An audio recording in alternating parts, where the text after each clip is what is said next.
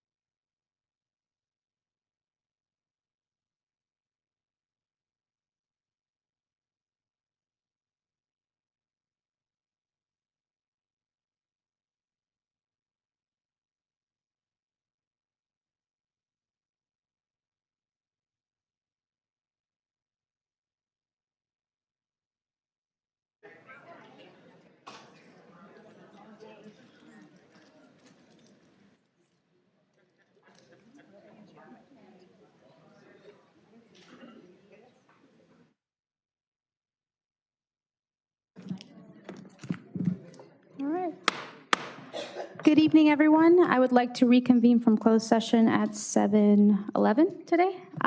If our city attorney can please provide a report on our closed session items. Thank you very much, Madam Mayor and members of the City Council. The record should reflect that the City Council, with all 5 members being present, recessed into closed session. That prior to recessing into closed session, the 3 items that were discussed were announced prior to recessing. And the following is my report.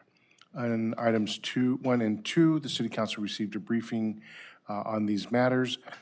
City Council provided direction on both of those items, but there was no final action taken and nothing further to be reported at this time. Item number 3, conference with the labor negotiators. That item was also presented and briefing was presented to the City Council. There was no final action taken. This matter will come back to the City Council at a future date. And that concludes my report, Madam Mayor. It's appropriate to continue with the open portion of the meeting. Thank you so much. So moving forward, we do have our invocation that will be provided by our city attorney and pledge of allegiance, if I may ask our city treasurer to do that. Okay, so we'll start with invocation.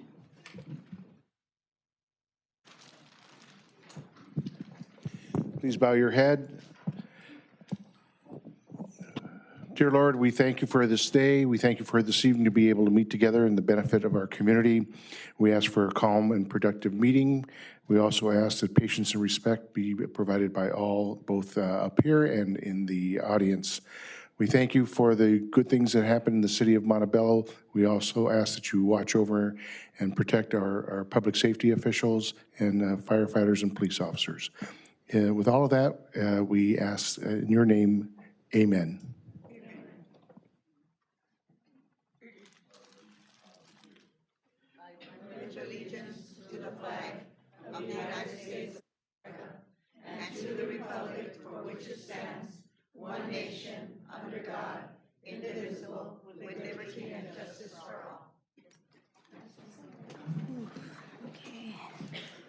Thank you so much, gentlemen. Moving forward to corrections to the agenda, Mr. City Manager, I believe there is a correction. Yes, Mayor, council members, we do have one correction.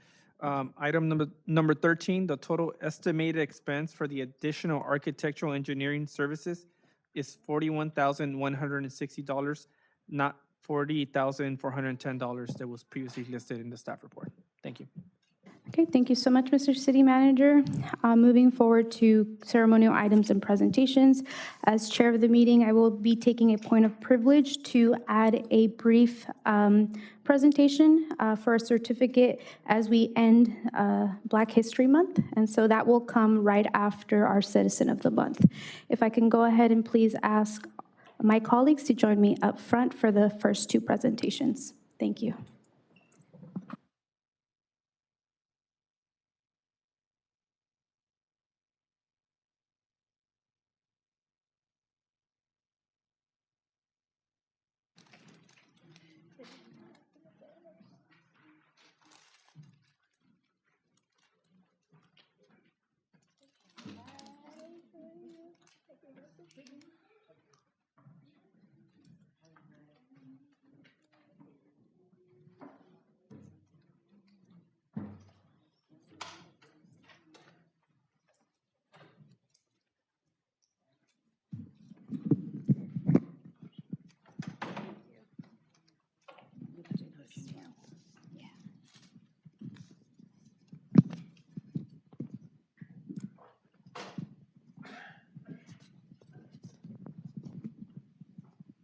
Okay, so for Citizen of the Month, today I have an incredible honor to showcase one of our cherished citizens here in Montebello. Again, it is my pleasure to stand before you to honor an individual whose dedication, selflessness, unwavering commitment to our community truly exemplifies the essence of the service and compassion that she holds near to her heart.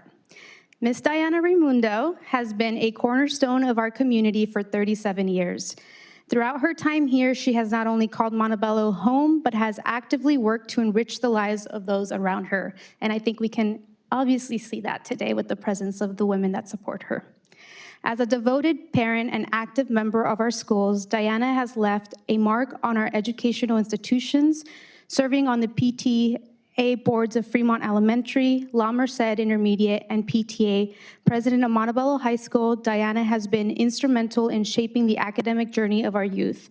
Under her leadership, the PTSA organized successful fundraisers, providing invaluable scholarships to seniors each year. Her commitment to empowering our youth and investing in the future has left an enduring impact.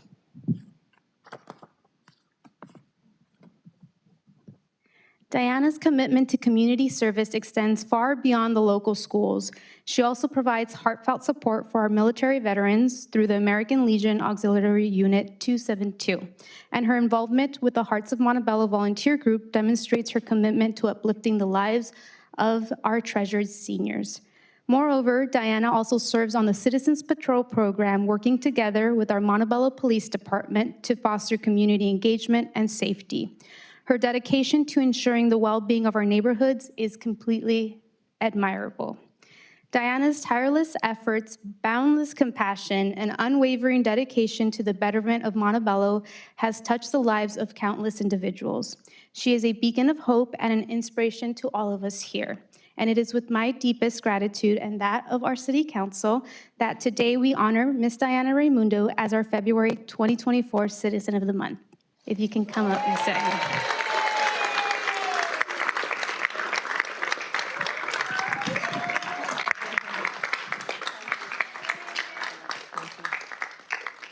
I would just like to share that this woman has a huge, huge heart of gold. I have met her prior to me being on City Council, and I met her through volunteering. And she has harnessed me in and said, let's go volunteer with our seniors, let's go volunteer with our veterans, let's go volunteer with our children. She always finds very creative ways to give back. And because of her, I have been a better person. And I know a lot of us here have been truly touched and impacted by the incredible unboundless passion and love that she has for the city of Montebello. And so I know she is a little shy, so she doesn't want to say a few words. She told me that beforehand, so I won't put her on the spotlight. But if my colleagues can please join me in giving her some of her presents and surprises that we have for her today. And after council takes a picture, I would love to have her supportive group of women come up and take a picture with her as well. Thank you.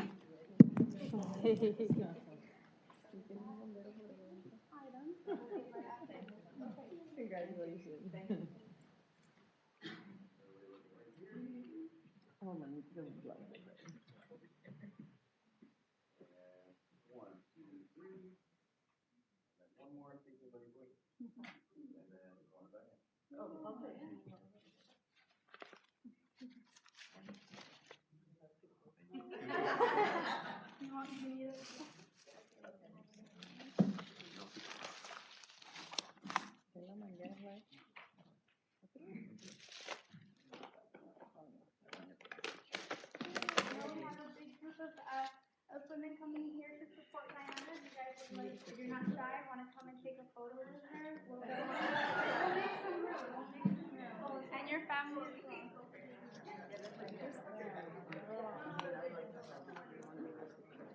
Yeah, yeah. Oh, how does that work? Yeah. Let's figure it out.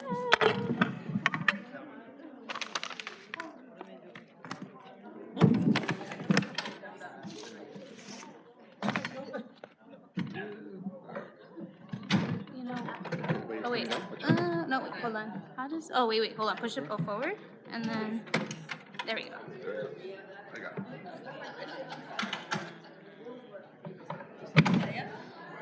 No, wait.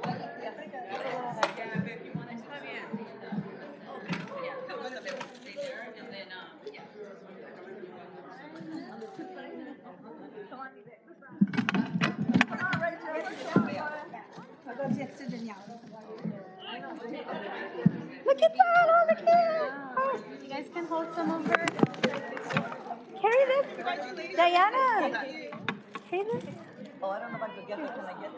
Congratulations. Congratulations, Mia.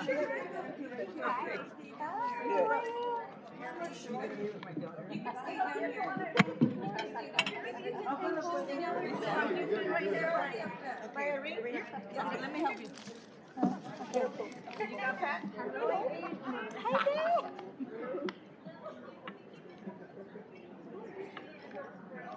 Here, do you want to carry this? Carry that in the front. This is Montebello.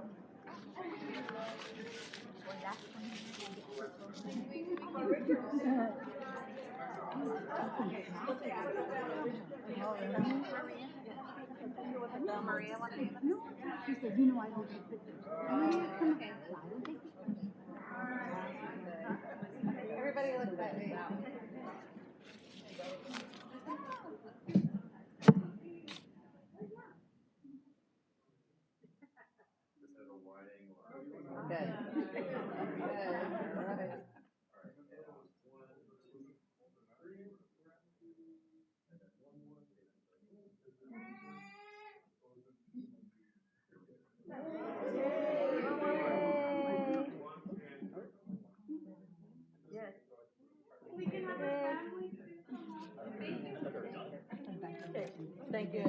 Thank you, baby. Thank you. I know, isn't that cute? Oh, my Gloria.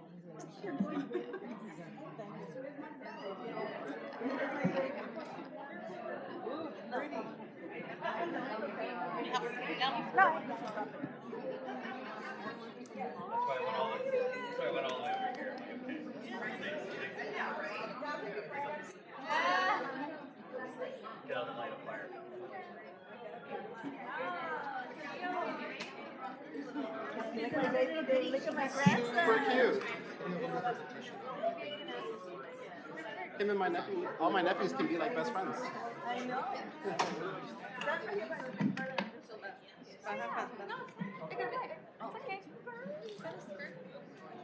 I got Oh, yeah, thank you. No, I got it.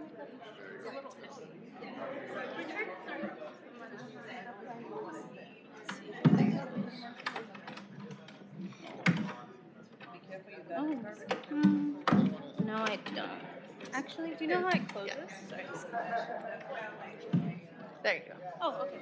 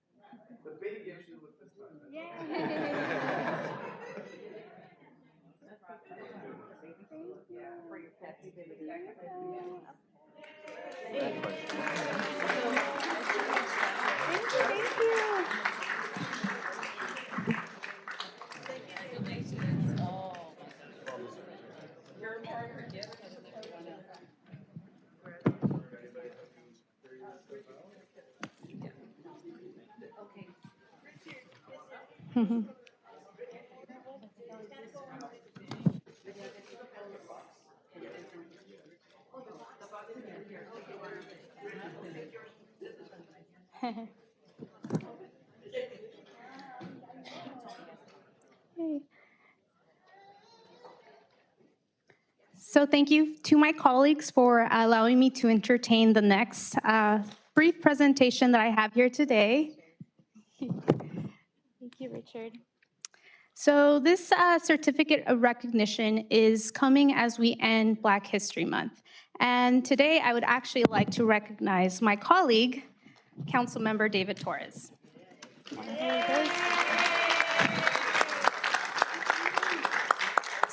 In recognition of your invaluable contributions to the city of Montebello and your historic achievement as the first Black elected official in our city, we extend our deepest gratitude and appreciation for your dedicated service and commitment to the well-being and prosperity of our community.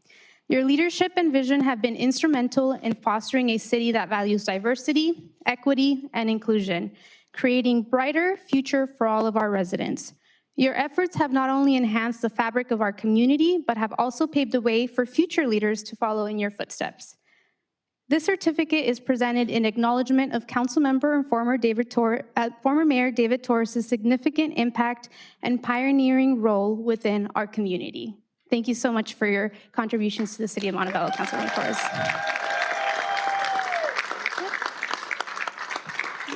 Thank you.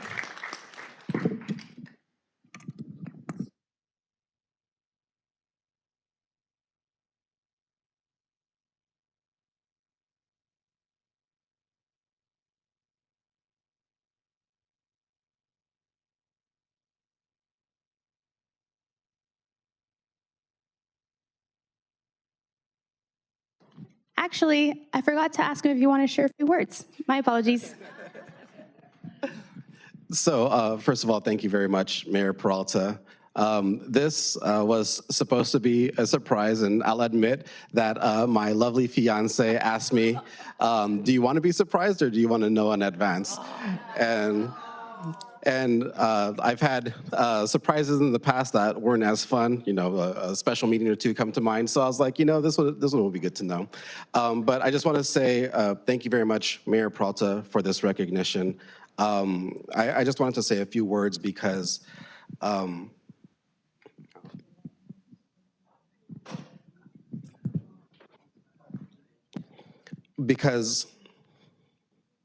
that's rude. So, you know, first, it's okay. First, I just want to say that I'm really appreciative of this community for seeing beyond color, for seeing what people are inside and what they can bring to the community. Over the last decade, we've seen a lot of leaders come forward from different parts of our community. And, you know, we recently went through this whole districting CVRA process, and I don't know what they were looking at, but when I see Montebello, I see diversity. I want to just very quickly acknowledge my dad, who adopted me, gave me my last name, gave me my love for public service, and never taught me to, and never treated me as anything other than his own, and teaching me to see beyond color. It's really from his example. And I just want to say two things that I think are really important here. One is that racism is still alive and well. It's here in our city, and it's really incumbent on all of us to call it out when we see it. And it doesn't have to be aggressive. You know, from what I've seen in my own experiences, approaching it with love is always the best way, and just education, because a lot of times people don't know what they're saying is hurtful or that it's discriminatory. So I think the best way to affect that change, I'm sorry I'm talking like this, it is tough. But the best way to affect that change is to be a part of that change. And second, I just want to say that I may be the first, but I'm certainly not the last. If you have a passion for public service, it doesn't matter what your color is or what your background is, this is a place where you'll be accepted and celebrated. And so one more time, just want to thank Mayor Peralta for this recognition and lifting up our community in all the ways that she does so, and this is very much appreciated. Thank you. And thank you so much. If I can just have his family come take a photo with him if they'd like to.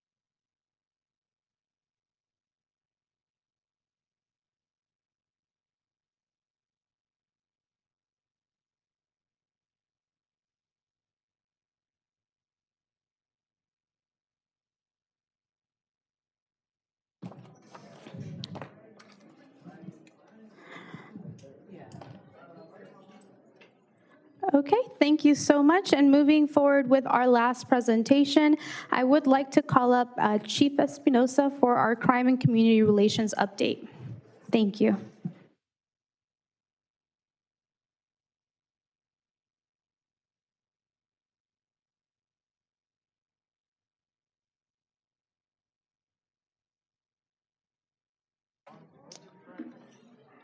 Good evening, Mayor, Mayor Pro Tem, and City Council members. Thank you for letting me present here today. So originally, my presentation was going to give you a year-end report of 23 on kind of all crime. So for this presentation, though, I narrowed it down a little bit to violent crime. And I shifted it a little bit in light of kind of what's been going on with our parks and park safety, although my original thoughts for the end of last year was to do an overall crime summary. About that same time, there were more issues at the park. I think many of you remember we had a lot of graffiti. It's been kind of going on and off from there. And then recently, even more recently, there's been it's been noticeable by the community on certain things going on in the parks.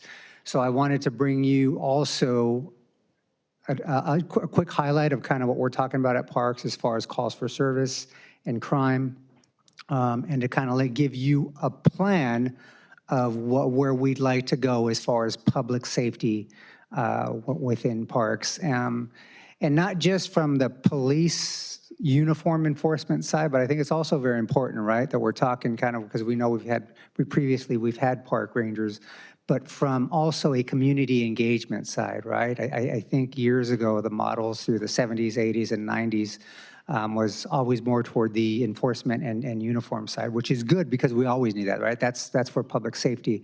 But we also have it's a very opportunity. It's a good opportunity for us to engage with the community in a positive way. So in preparation for this, I not only looked at the data, both calls for service, crime, and the basic stuff of what a police chief should. I also discussed and looked at a couple of other city models and kind of how they're working with not just public safety, but with community engagement. I also went physically over and met with one of the directors at a nearby city of their, he's a director of public safety, right? And I met with him to discuss kind of how he works his engagement side with non-sworn public safety officers, right? So that's important. As much as I love having my guys in uniform, and I'm not going to take away from that, and actually in my presentation, I'm going to try to add to that just a little bit, but I want to make sure that that component is built in there. But Norwalk, the city of Norwalk has, and there may be 100,000 people, and what we're roughly anywhere from 65 to 75, if you want to take a rough estimate, but they have approximately 70 to 72 professional civilian staff, right? Combination of public safety and community engagement officers in addition to what they have on their sheriff's department, right? And a lot of those are stationed out of parks or working in and around the park area. So not much bigger than our city, but they sure have put a big effort to it, right? And that started in the late 80s. So I think that was a good model for me to look at. So some of that I incorporate into there. Commerce has a program. Paramount has a real good program. So there are models out there for us to look at. And obviously we're Montebello, so as your chief, I've got to cater it to our needs. And again, as I mentioned, I focused it on violent crime. If you go to the next slide, please. So for this presentation, again, violent crime, crime and calls for service at city parks, and then oh, I'm sorry, I didn't know I had that. You don't have to stand there, I promise.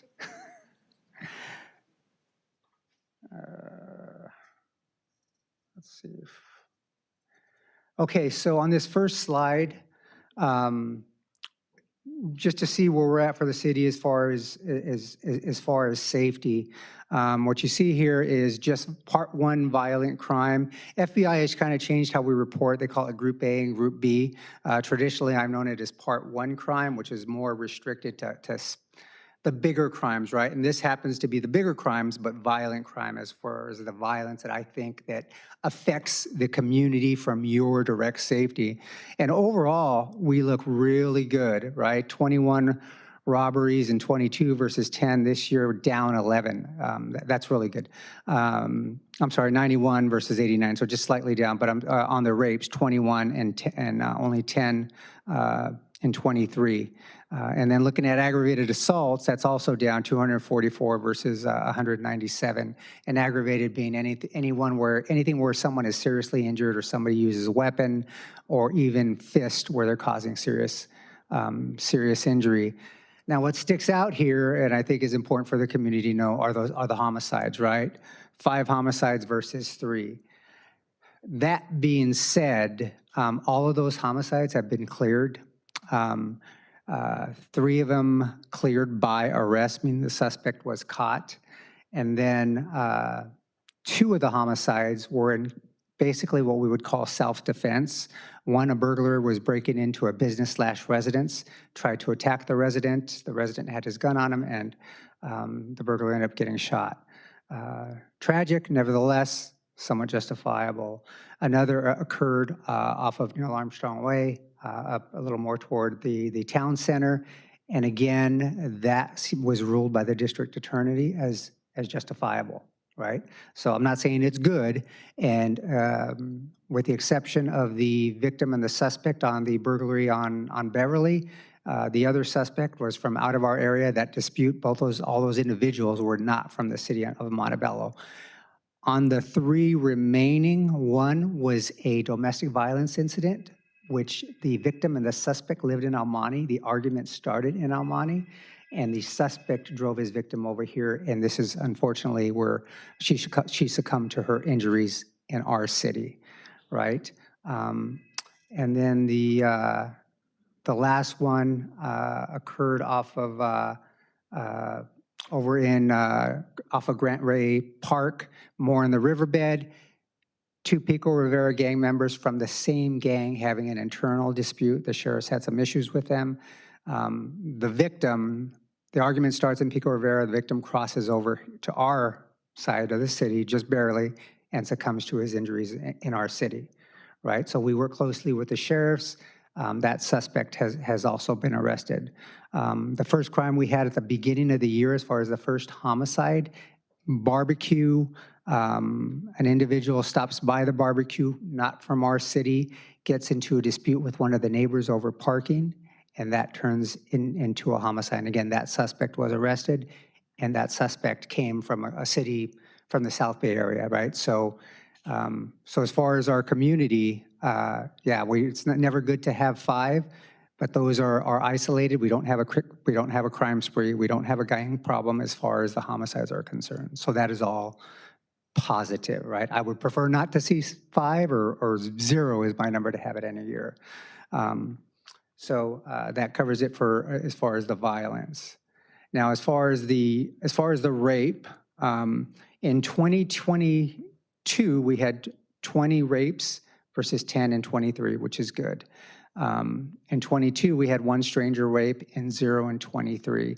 The reason why I put stranger as a category, the 20 in 22 and the 10 in 23, all of those are acquaintance, meaning either domestic violence, boyfriend, girlfriend, or an individual they meet at a bar and maybe slip something into a drink and then ends up turning into a rape or a rape allegation, right? So not good. Nevertheless, with the strangers, the concern is we have a rapist in the community, and we don't have that because that 1 in 22 was a individual suffering from mental illness who made some allegations. We have to take them at face value until we are able to disprove them. We were able to interview later on, and it just turned out to be the mental health issues. Not uncommon. I've seen that before. So again, from a community safety perspective, we're down, and it's mostly positive there. Now moving on to robberies. So I broke it down as far as street and business because the suspects that we notice with both different types of crimes are a little bit different, right? Because the business robbery, someone going to the 7-Eleven with a gun is a little bit different than somebody walking down the street and maybe kids take somebody else's cell phone, right? So we had 36 business robberies in 22 versus 28 in 2023, so a difference of 8. That's positive. As far as business, we're down a little bit. We had 284 in 22 versus 224 in 2023. So that's good. That's all really good news. Weapons used, fewer weapons were used, right, whether it be a knife or a gun, 48 in 22 versus 34 in 23, a difference of 14. Bodily force being used in a robbery, we went up a little bit there, 19 and 22 versus 40 this year, a difference of 21. So I would have to do a deeper dive into that. I think our homeless population has grown a little bit, so a lot of times they won't have weapons, but they will use bodily force on themselves, just disputes. So it could be something like that. I'm just mentioning that anecdotally, but I would have to do a deeper dive into that. And then I also separated on Estes because I think that's an important crime to mention. An Estes, as you see in the note there, is a robbery, which is basically a shoplift that's gone bad or elevated a little bit, where our store clerk maybe tries to stop someone trying to steal some bubble gum. They tug back and forth, and maybe our suspect pushes our clerk or loss prevention officer, and we have to take it as a robbery because there was force used, but we're actually down one, right? So that's positive. That's good. I didn't put property crime here. I wanted to, originally back in November when I was planning this, I wanted to have property crime as well as some traffic statistics and some traffic numbers. So maybe at a later date, if you'd entertain that, I can come back and give you, let you know how that looks. But for time's sake, and since I wanted to focus also here on park issues and park safety, I limited it to that. So onto this next slide here, what I'll start going into are the parks and kind of what's going on at the parks. So Reggie, I went too far off. That's not the park I wanted to start at. No particular order, so I don't want any of you to think your district's being shortchanged here. I went too far back. I need my tech support here.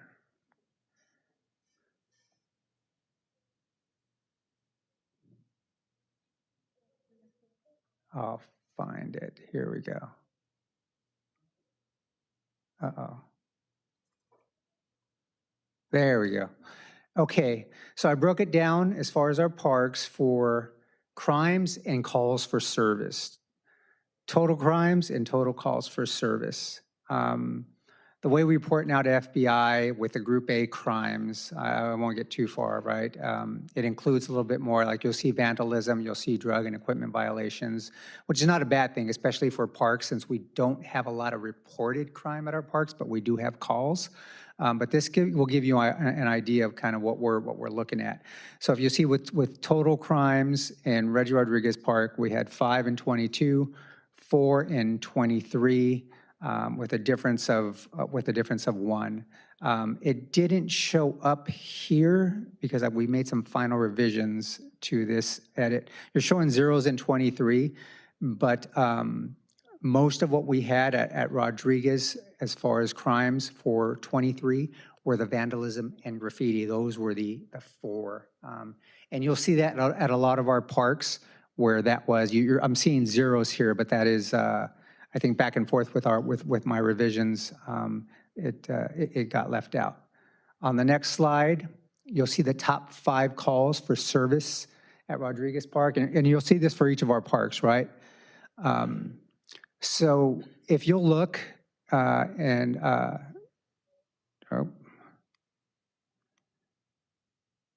calls for service overall at Rodriguez Park have gone up from 111 to 135, right? On all of our parks, and this is a common theme, much of that is driven by not just calls for service from the community, but last year, we had our officers trying to actively engage via our district policing because now they're kind of broken down by your districts. Our lieutenants are responsible for your district. So basically, they should be a chief of police and helping solve quality of life issues within your districts and also doing neighborhood watch meetings. And that includes the parks. So the increase, much of the increase on these calls for service are self-initiated extra patrol, right? Based on our meetings that we're having with the community, based on the calls that we get from the council, and then based from our own observations. And so there's a lot that goes into that. As you'll see with Rodriguez Park, we went from 38 self-initiated extra patrols in 22 to 51. The second type of call for service, both years were homeless related at Rodriguez Park, right? 10 in 22 and 15 in 23. And then it goes down from there. So that's Rodriguez Park. Now for Chet Holyfield Park, you'll see total crimes has gone up significantly at Chet from 2 crimes in 22 to 13, up 11 crimes. Calls for service down a little bit from 159 to 136. And consistent with what we've seen this last year in that area and throughout the city, but specifically down there, destruction, vandalism was the #1 crime with 7 in 23 versus 0 in 22. And as you all know, we had a lot of that going on last year. So I don't think that that's much of a surprise. We also had 1 more burglary. We had a couple of robberies. We had an ag assault and a motor vehicle theft. And I will say that I think I've had a discussion with a couple of you, with the city manager, regarding putting a substation at Chet Holyfield Park. I've discussed it with Director Sosnowski. We have a facility there that the city owns. It is very conducive to a substation. We're already using it for a few things, not a lot, so I don't think we're at all getting maximum use out of it. And with some alterations, it would be a fantastic facility to have a substation down there, right? And hopefully if you entertain what I, thank you, yes, yeah, I like it, steady. No. So, no, but, and I've discussed it also with Councilmember Jimenez, right? And I know things take time. We've looked at a couple of different facilities, but I think now what we're looking at is adjacent to the library. It would be a really good workable facility, right? And based on what we're looking at here, it is needed. So I'll go for calls for service now, right? So again, the #1 call for service is us self-initiated in regards to what's going on at Chet Holyfield, 72 versus 64. For last year, the #2 call for service was people disturbing the peace. And then you'll see at Chet Holyfield, in 22, we didn't have any graffiti and we didn't have any vandalism. But in 23, we had 5 graffiti calls and 3 vandalism, right? And that's just reported to us, not necessarily what's on the app, the My Montebello app. So there is something going on there with the graffiti and the vandalism. I will say that former council member Torres, we're still trying to purchase the graffiti tracker. I've done some good research on it. So I think it is a worthwhile program to purchase. And also with these recommendations, I believe that with the additional staffing, we'd be able to put some enforcement effort into our chronic vandals and the people that are putting graffiti chronically throughout the city, right? And we'd be able to track a little bit better. And I also think be more responsive in trying to get that down, right? Both within our Public Works Department and also with Nationwide. Not that they're doing a bad job, but it kind of keeps us on our toes when someone is always on it, other than just regular staff in the day-to-day monotonous. And when we go into the equation, I think that's a positive thing there. So, okay, moving on to Grant Ray Park. So crimes have gone up a little bit at Grant Ray Park, 14 and 23 versus 6 and 23, difference of 8. Calls for service at Grant Ray have gone up significantly, 362 versus 204, right? That's a difference of 158. Although I will say, again, a lot of that is self-generated by us, right? Because we realize we have the riverbed there. There's sometimes a lot going on with Grant Ray. And you see there the top crime is, again, that vandalism and destruction of property, 4 versus 1. Aggravated assaults went up significantly. I think we've had some issues in that riverbed. We have deployed some details. We've done quite a few different things, you know. And in addition, we also had that homicide, which I already discussed. Calls for service, if you'll see, although Grant Ray has gone up significantly, a lot of that is us, from 49 self-initiated patrols to 153 self-initiated patrols, right? And same thing with our traffic stops, from 25 to 34. The third call there in 23 and in 22 was persons disturbing the peace, 22 versus 17. So we see some good numbers going on over at Grant Ray. I think overall there's a lot of activity there on the weekends, and just the way the park is built. So that's why we have so much. You'll see on a couple of these slides, Special Watch, which is number 5 at Grant Ray. So say if it's City Park and cruisers, somebody might call in, hey, we have a bunch of cruisers driving around, just want to advise you, right? Then our dispatchers will put that in as a special watch. So our officers know, pay attention, cruisers or speeders or something like that going on. Or maybe there's some type of event, we'll have a special watch going on to make that happen. So a lot of times, or some of this time you'll be seeing this, you'll see special watch. Moving on to Ashia Park. 1 less crime, 9 versus 8, and significantly more calls for service, 231 versus 260. As consistent with a few of the other parks, the number 1 crime is the vandalism, followed by aggravated assault for last year, although we're down from the year before in 22, 3 versus 1. No robberies, which is good. 2 narcotic violations versus 1, and 1 simple assault. Number 1 call for service, significant increase in extra patrol at Ashia Park, 79 to 148.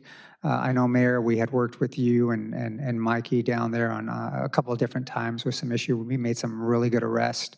Probably immediately after that meeting or within the next day, we made an arrest. I think it was somebody vandalizing. We also made some narcotics arrests, and I think it reflects on the crimes there. So that goes to that active district policing and the community engagement, which we're trying to permeate to every officer throughout the department. So with that, and you'll see graffiti and is there with number 11, and you did not see that in 22. So you see graffiti as number 4 with 11, right? So that's the problem we've had last year. So Taylor Ranch, a smaller park.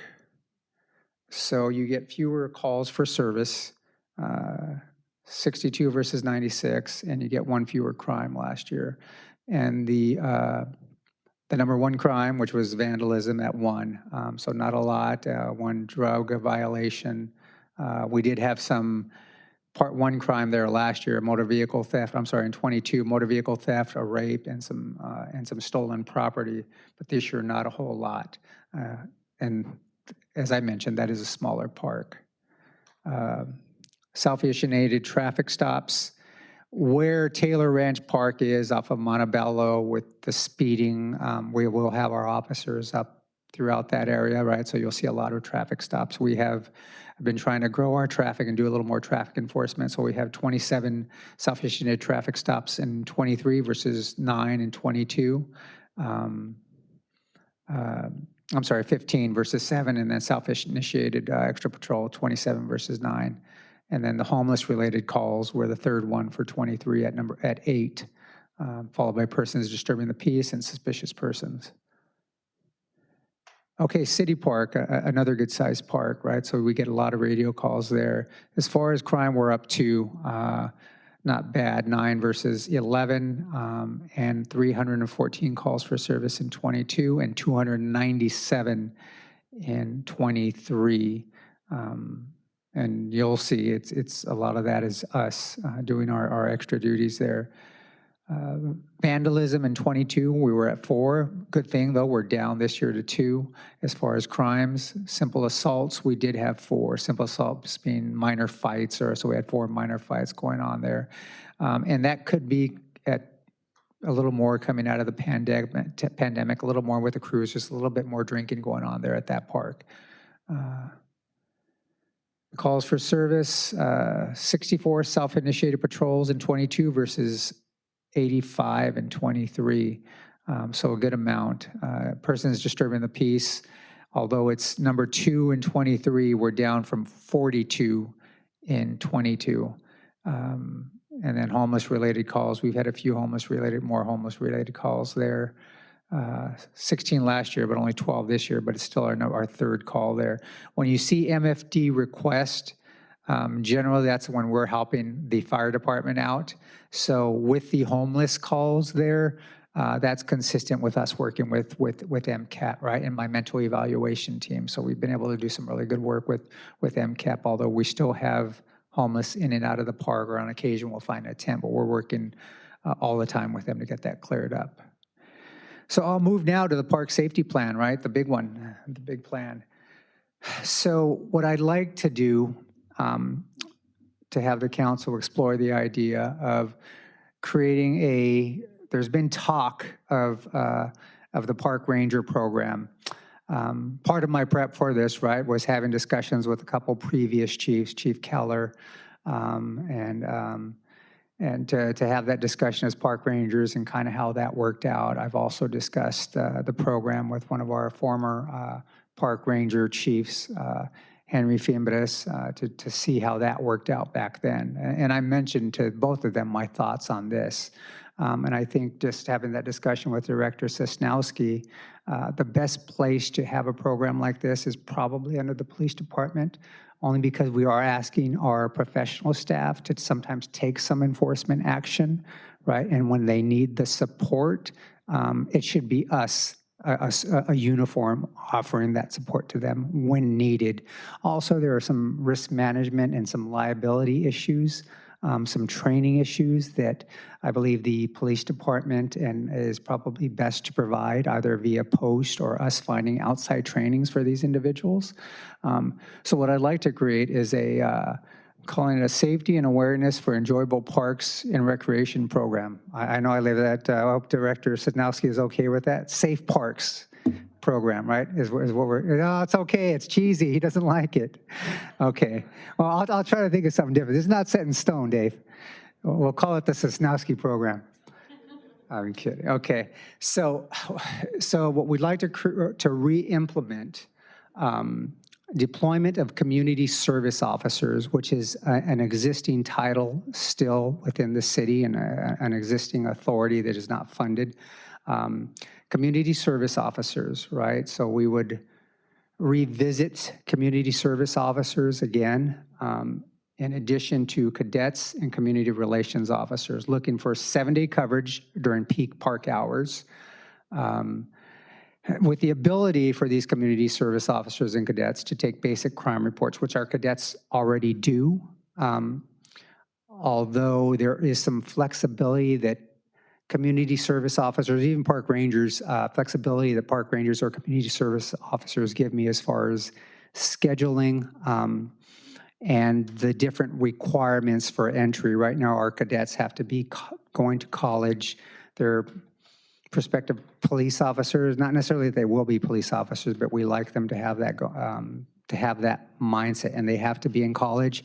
We try to work around their college hours, although that doesn't always work out, but we do try to do that. Now with CSOs, when we fly that, we can fly with a little bit of different requirements as far as days and work hours, right? Those won't be part of the requirements, among other things, right? It also should come with a little bit better pay scale, so we attract a good quality individual that, again, might not want to be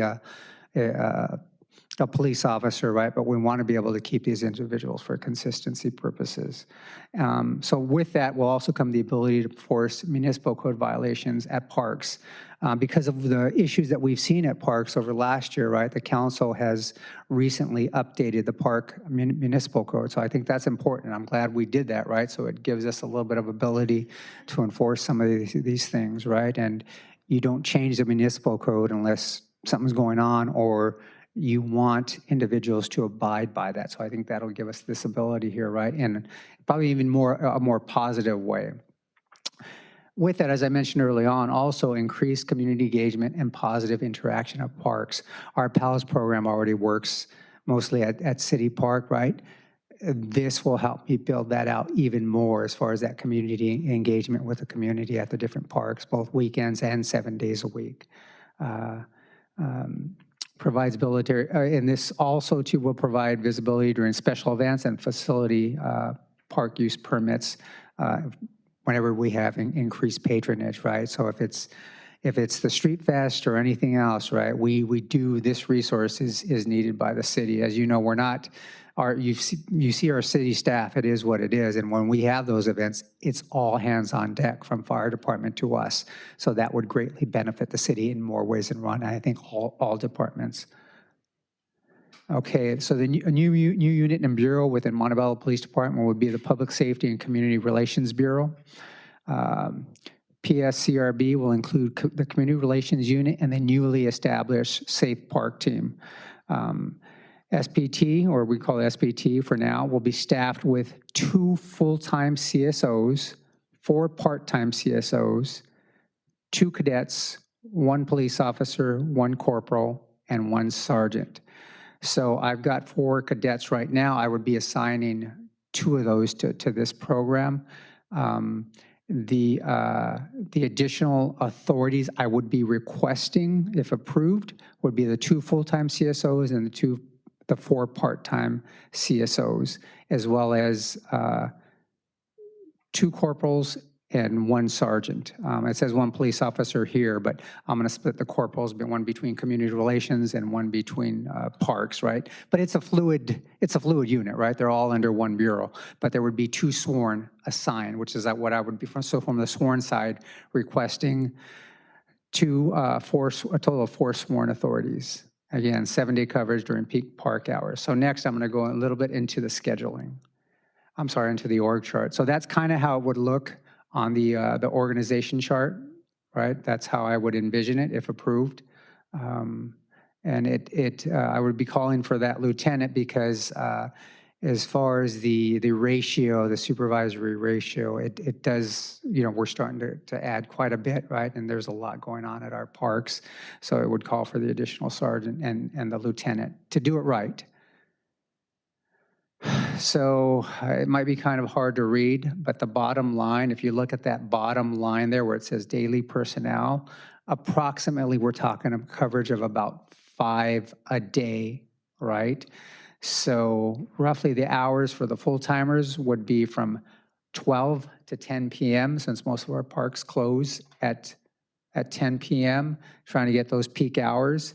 The part-timers, because they are part-time, they would be working approximately from 2 to 8 p.m. The corporal and the officer, 11 to 9, and that's flexible. I just say that because sometimes I need them administratively for some other things during the day. So just that extra hour helps, but all of this is flexible. That 5 a day is approximate because during special events, or maybe we have a recruiting event, or a giveaway is going on, we need to call hands on our deck, that number could fluctuate. With that 5, should you approve a substation, which is not covered in this particular presentation, right? My thought is to have at least 2 to 3 personnel at that substation daily, 1 being a sworn officer to be there as much as they possibly can, and then 1 to 2 being a CSO and cadet, or 2 CSOs, whatever that is. However that breaks down daily is my vision of how to have that. Roughly 4 to 5 hours a day would be the goal. I won't get into the details here, right? I've been around and seen quite a few different programs on how that works. We could make it more of a youth program or a youth-oriented facility is one thought and idea, right? There are a lot of different ways to break that down, and also a place where we can have the community open up to take basic reports in addition to having the kids come in. So that's just real quick, a few thoughts and ideas of how that would work. But that's a rough scheduling plan. So what's needed, right, in addition to personnel, and believe me, I always try to be mindful of council, the city, and the community on the price tag.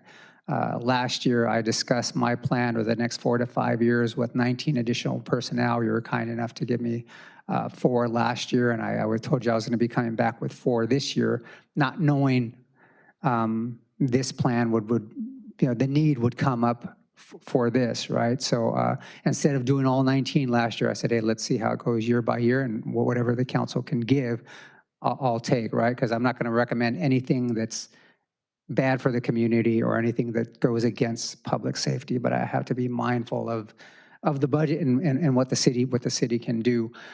With that personnel always comes, right, associated cost. I'm not the budget guy, but I've talked to Michael a lot, right? So it's hard, but I know it comes with a price. But vehicles and appropriate vehicle equipment, uniforms and accessory, radios, body-worn cameras, right? And there's a few other little things, but those are the big ticket items. So those people come with associated costs, not just salary, right? Because there's also salary and benefits, as you know. So that's kind of what would be needed in addition to the personnel. Now, however the council would like to think this through and discuss with the city manager, to begin as soon as possible, right? Or we could do it after fiscal year, or whatever the council wants to entertain. But to begin as soon as possible, MPD would be requesting a minimum of 1 full-time CSO authority and 2 part-time CSO authorities, right? So if you approved today and I got this flown as soon as possible, we're 3 to 4 months out minimum, right? So we're talking maybe summer or somewhere in that time frame before I get that in. So just be mindful of that, right? So that's the thought, right? If you wanted to start ASAP, that's what it would take. But for fiscal, if that were to be approved, for fiscal year 24-25, what we'd be asking for in addition to that would be 1 full-time CSO authority and 2 additional part-time CSO authorities. For optimal park safety, right, at a minimum, even if you didn't want to add the sworn, but that would be the minimum with the professional staff. Now, for optimal park safety, we strongly recommend that you approve 4 additional sworn authorities, 1 lieutenant, 1 sergeant, and 2 corporals, basically to run the scheduling the way I mentioned it, right? Otherwise, we'd have to, I could still do it, but the hours would be way curved or the days would be brought down. So next steps, MPD requests City Council to direct City Manager and staff to return at the next or a subsequent council meeting to authorize position listings, organizational charts adjustments, and appropriate funding for positions and equipment to implement this program/plan. It is also recommended CSO and cadet salary ranges be adjusted as needed in comparison to similar positions and programs to other municipalities within the area. So I think that's fair to make us competitive. As you know, we need to be competitive as a city to recruit the best, whatever we can afford. But with that brings me to the end of my presentation, and I would like to open myself up to questions, comments, or concerns, ma'am. Yes, thank you so much. So going down the line today, we do have Councilmember Torres. Thank you, Madam Mayor. And thank you, Chief, for the comprehensive presentation. Overall, appreciate a lot of the decreases that we're seeing in crime, I think, due to having a more robust police force, as well as, all kinds of environmental factors. The picture, perhaps, that people sometimes see from the news, I think is a little bit of a mismatch between the numbers that we see here. And, also want to comment that I appreciate the community engagement that we've done, where we're able to tell the story of the numbers that we're seeing versus what people might perceive rates of crime to be. Also, I'm very happy to hear that we're still progressing along the route of a graffiti tracking system to really understand, who is out there, what they're doing, and what changes we might be seeing. As I mentioned before, especially since we have the app, the Montebello app, and people are reporting these things and taking photos. We have a bank of data that would be great to make use of in that way. I would just like to comment quickly here on these next steps, requesting council to direct the city manager and staff to return to authorize position listings. I feel at this time I wouldn't be prepared to do so just because with the budget that we set out back in June, looking at the positions that we've authorized so far and done a really great job of recruiting and proceeding along that path. And this is actually going to come along in the budget discussion a little bit later too. I think I would like to understand the fiscal impact first before agendizing that for approval. Want to make sure that as we expand our force and expand our personnel, and particularly considering a lot of the different changes that we're trying to make at City Hall to make this a place where people want to work, stay, and feel valued, just making sure that all of those different priorities are balanced. I would also like to just make the comment and put forward to my colleagues that this is absolutely something that can change the quality of life for the people that use and enjoy our parks. I'm going to continue to advocate for traffic safety, which is also one of just the leading complaints that I personally receive when it comes to speeding, red lights, stop signs. And maybe as a question to you, Chief, just asking, does this in any way kind of take away from the potential of having a more robust traffic safety program? So I didn't cover it in one of the notes there when I was talking on the staff, or maybe the mayor caught it. So I had requested an additional 4 this year for last year to come back, right, which is what I was going to do. So the 4 that I'm asking for today would be in addition to those 4, right? Because to your point, Mr. Mayor, we still have. Councilmember Chief. I apologize. I apologize to you. So to your point, I still want to add an additional person to traffic.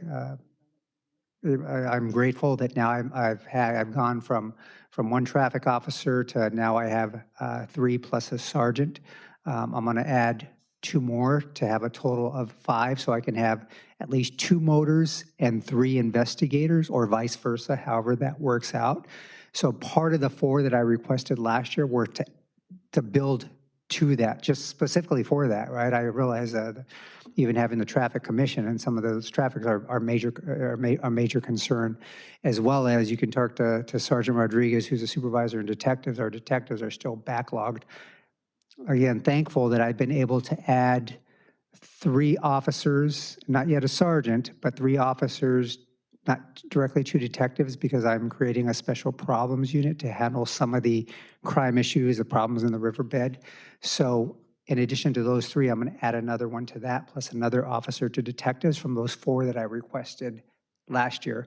So my total request, and you'll see it within the presentation, and I've already sent it to Mr. Salorza, was to cost out 8 additional authorities, sworn authorities with that, just to acknowledge what you're saying, right?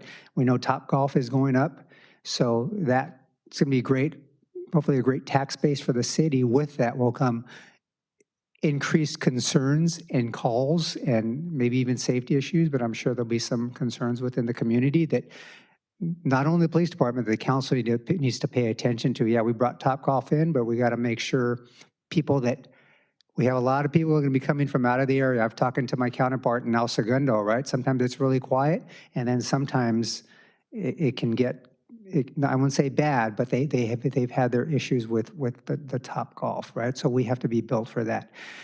And I also mentioned this park safety plan I didn't mention, right? So I kind of consider Quiet Cannon and Top Golf, a recreational area, right? And we're talking about putting a dog park, so this goes to that. So I just wanted to mention that also. So I hope that answers your question. Yes, thank you very much, Chief. You're Thank you, welcome. Madam Mayor. Thank you, Councilmember Torres. And up next, we have Mayor Pro Tem Melendez. Thank you. Thank you for the presentation. Just want to highlight a few things. The park safety plan, I like everything about it. I think it's great. I think the only thing I don't like is just a long name, but just kidding. The Sosnowski sounds better, huh? No, but overall, it's great. The substation in the southern part of town, I think that would be amazing. That would be great. Questions for you. You mentioned a lot about the graffiti. We've seen the uptick in graffiti, and it's not just Montebello, right? Like you go down East LA, almost every little store is being hit. Is there anything that you feel that we can do at the policy level to counteract like all the graffiti? I mean, I know our vendor does a great job in going out there. Once it gets removed and we can clean it up, but I mean, there are certain parts, at least in my district, that just continues to like get hit over and over, even after we clean it up. We had recently attended an ICA conference where I think it was the city of Beverly Hills. They had like the system where there was a bunch of cameras everywhere. That it's an advanced technology and pretty much it makes it easier to prosecute certain cases just because of all the information they have. So. Is there anything that you see that we can do here to kind of support or help out to just decrease the number of graffiti that's out there? Yeah, so I did mention graffiti tracker. It's relatively affordable at a $6,000 cost per year, right? It's not free, but that will help out with the chronic taggers, having this staffing plan, I think. So throughout, maybe starting in the late 80s, throughout the 90s, graffiti was huge, maybe even early 2000s. I mean, like literally we had to have 2 officers assigned to that. Even at Montebello here, right, we had people assigned to graffiti and taggers, right? So I'm hoping it doesn't go that direction. So I think a good step is having the graffiti tracker. From a policy perspective, I don't know if there's a lot you can do with policy. I think for us being able to identify the chronic graffiti kids or the gang members that are doing this will help us get them, either hold them accountable, right, if needed, if that's some type of punishment, or maybe divert them a different direction. So right now I've got an MOA sitting on my desk with Alma Family Services out of Pico Rivera, right, to try to divert kids. So I'm hoping with a program like this, when I talked about that community engagement, was trying to find out the kids, okay, maybe we get them holding pins, and we're able to divert them before they turn into that graffiti. And I know some of it's already within the municipal code, but I would have to research a little bit more as far as what we could do from a policy perspective. You did mention cameras. I've had discussions with Director Sosnowski on trying to get those portable cameras. You've seen them I know a lot of my counterparts at the beach have the ones where they're on trailers, right? And you can just park them out there. That would be one option that we could move around to different parks, or not even parks, different areas throughout the city. I could look into the cost of that and work with Director Sosnowski to see if we could maybe do something like that. But from policy, I would have to dig a little bit deeper, right? Because then we're talking either stiffer penalties or look into some type of diversion, or monies into elsewhere, and then maybe it's even deeper, working with the schools to try to identify the root cause of who's doing it from that age. So I know that doesn't quite fully answer your question, right? But it's a loaded question. No, thank you, Chief. Mayor Pro Tem, if I may add a little bit on the graffiti, in addition to what the chief mentioned, it's actually something that we just recently discussed. I think for what is really important for us as a city is that we remove it as soon as it comes up, right? So I would ask for the community, everybody on the phone, like, call it immediately. Residents, council members, staff knows. Like if you're driving, you see it, report it. take care of it, right? The worst thing we can do is just ignore it and just assume somebody's taking care of it. Operationally, I can tell you that without getting into too much details, letting folks kind of what we do have 7-day coverage in terms of graffiti removal. Not only what we have with NES on a daily basis, we also supplement it through our staff. We're also looking at allocating additional resources, right? So I will assure you that if it gets reported, it's getting removed pretty quickly. We know it happens again. If it happens again, we're going to remove it again, right? So I would say the best thing that we can do for the time being is let us know. We'll take care of it. And I assure you, we do have 7-day coverage at this point, removing graffiti. And I will say, and it's more of a state policy, state legislation and state policy. Years ago, we used to be able to track our gang members and enter them into our gang system. We don't do that anymore, right, because of certain violations. And there were some abuses of it too along the way, but not a lot. But we've lost that ability, right? So I'm hoping it's not going the direction of the late 80s and the 90s, which gave us those laws, which we don't have anymore, right? So we'll see how that ends up, how that ends up playing out, because we can't. It's much harder for me to track gang crime, because before there were criteria where, self-admitted, we caught them tattoos or whatever else. So now we really don't track that way, right? And that goes along with the graffiti. That's at a higher level, and I can't say how the problem's escalating in other cities, right? Maybe we would have to revisit some type of version of that. It might be too early to say right now. We'll see how we go with our vandalism crime in the next year. Thank you, Chief. Thank you. Before moving forward, I do just want to encourage all our residents who are viewing or who are here today to download the My Montebello app. So the My Montebello app actually lets you in real time take a photo of the graffiti and report it on the actual application. It does have a tracking system that allows our staff to know exactly pinpoint where the graffiti is being reported. And the really neat part is that you actually get in real time updates as far as when that graffiti is reported, who it's being assigned to as far as our staff, and you get updates, and then you also get notified as far as when the graffiti is resolved. And so I think that's an extraordinary system for our residents to use and be able to, in real time, see the work that the city is doing in regards to resolving the issues of graffiti in Montebello. And so just want to encourage, you can download it on your phone. It's just called My Montebello app or My Montebello. And you can do more than just report graffiti. You can actually report potholes. You can report bulky item pickups, a variety of just issues that affect the day-to-day lives of our residents. You're able to report that, track it, and see in real time as it's being resolved. And so moving forward, we do have Councilmember Jimenez.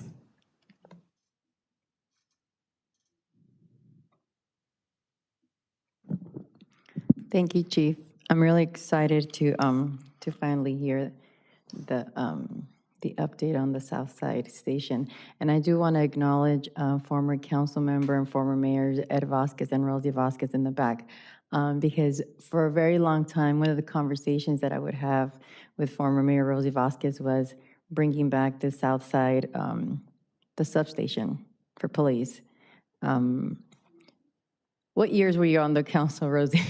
I'm sorry. I remember you talking about this. Can you hear me? 2005. Okay. So when, one of the conversations that we had, I've known Rosie since I was 18, but I remember when I first came on council, it's one of the conversations that we had, and it just seemed like such a far-fetched idea. It was never going to happen. And just having these conversations, particularly with the neighbors and people that live right next to the parks, to that park, it's an exciting. Just again knowing that it's finally being talked about and you're working on this. So thank you, Chief, for that. I also, of course, love the idea of this SAFE program. Sorry, David, for the name, but it's a wonderful idea.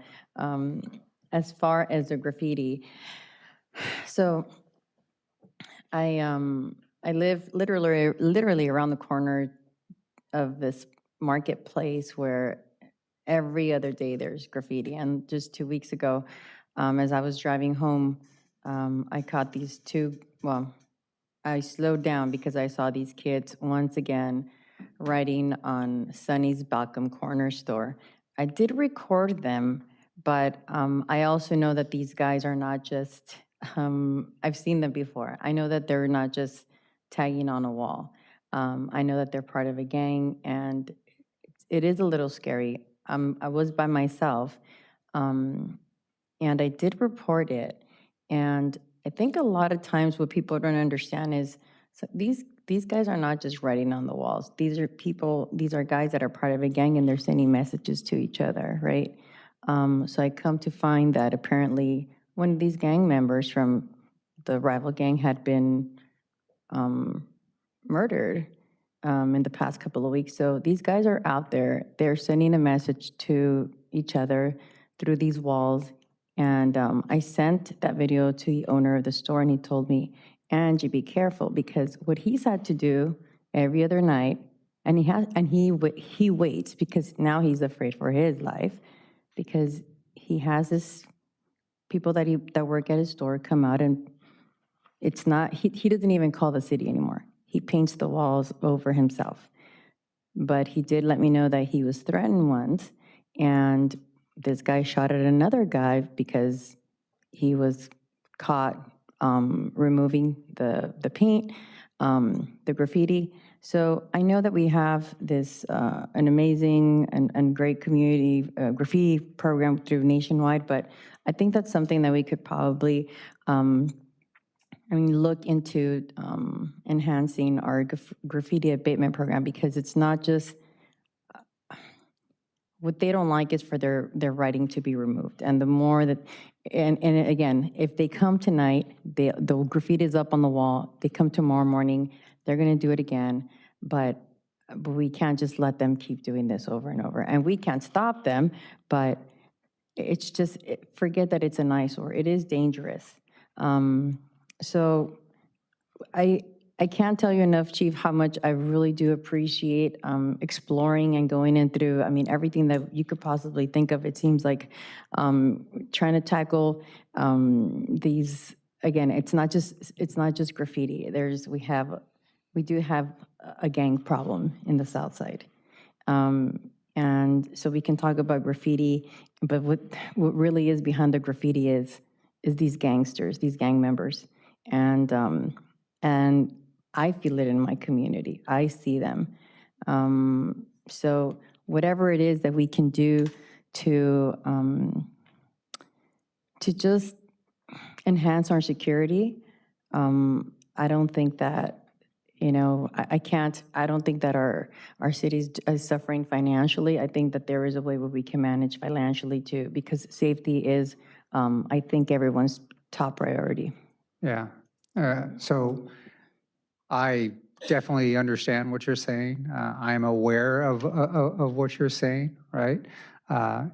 So as I was mentioning to Councilmember Torres, the 4 I had requested last year, right, were for traffic, right, and also for that specialized unit, so that, say, we use Graffiti Tracker and we identify Spooky from Southside Montebello, who is putting up these tags, right? We either set up a detail, or we know who Spooky is, we're able to work it up. We go out and we make a good arrest on Spooky, either for tagging or for something else. So that's not outside of park safety, but it all kind of works hand in hand. That's why we request the 4 I had requested last year, in addition to these 4 authorities now, right? To be able to work up this type of individual that you're talking about. A lot of times, not all the time, but once gang members get to a certain point, they're beyond traditional. When I say traditional diversion, it's more than family counseling. And you understand what you did was wrong, right? Because that's what we send to Alma. There are others. There's other types of gang diversion, and we can get them into, but it takes a different outreach and a different type of person.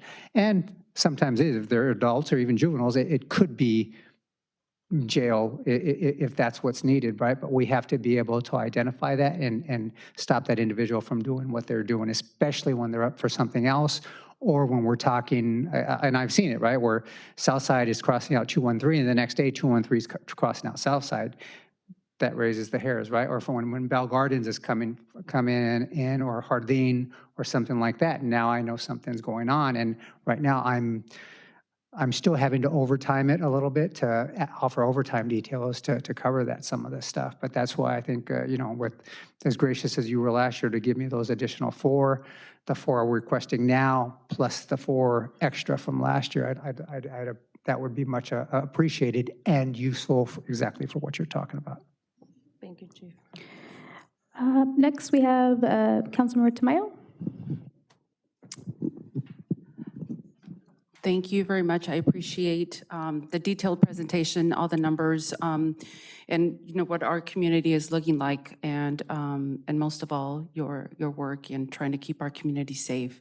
I also appreciate seeing what you're presenting, and to me, it tells me that you're hearing what the community is saying. I know I've talked about it before, but public safety was one of the biggest priorities, and so this comes across in the plan that you have presented. You have talked about traffic safety officers, which that we were at 0 now. We see them coming on board, and we see that in a lot of those issues in District 1 and in Montebello. Park safety, it's good to see your plan to increase the safety out in our parks, and special units. The substation too, I know that's been talked about for a long time, so it's great to finally get some concrete information. So looking forward to the numbers and what that's going to look like. But in terms of, I know we talked about a little bit about maybe next steps. I know we're looking at right now what it's going to take to make this community safer and bring on more police officers, but maybe some prevention programs or something would be next steps. So once we gear up and have more police officers, is there something that we can invest in prevention programs, diversion programs, or something like that? That's what I would suggest. But thank you. Absolutely, ma'am. Thank you. Thank you, Councilmember Tamayo. And just for my comments, on my council orals, I did have the Park Ranger program, and this is a conversation that right off the bat, coming into my mayorship, I had an opportunity to really discuss this with our city manager, as well as yourself, who you've been very, very generous and grateful in assisting me with the SHIA and the issues that we're facing in that park.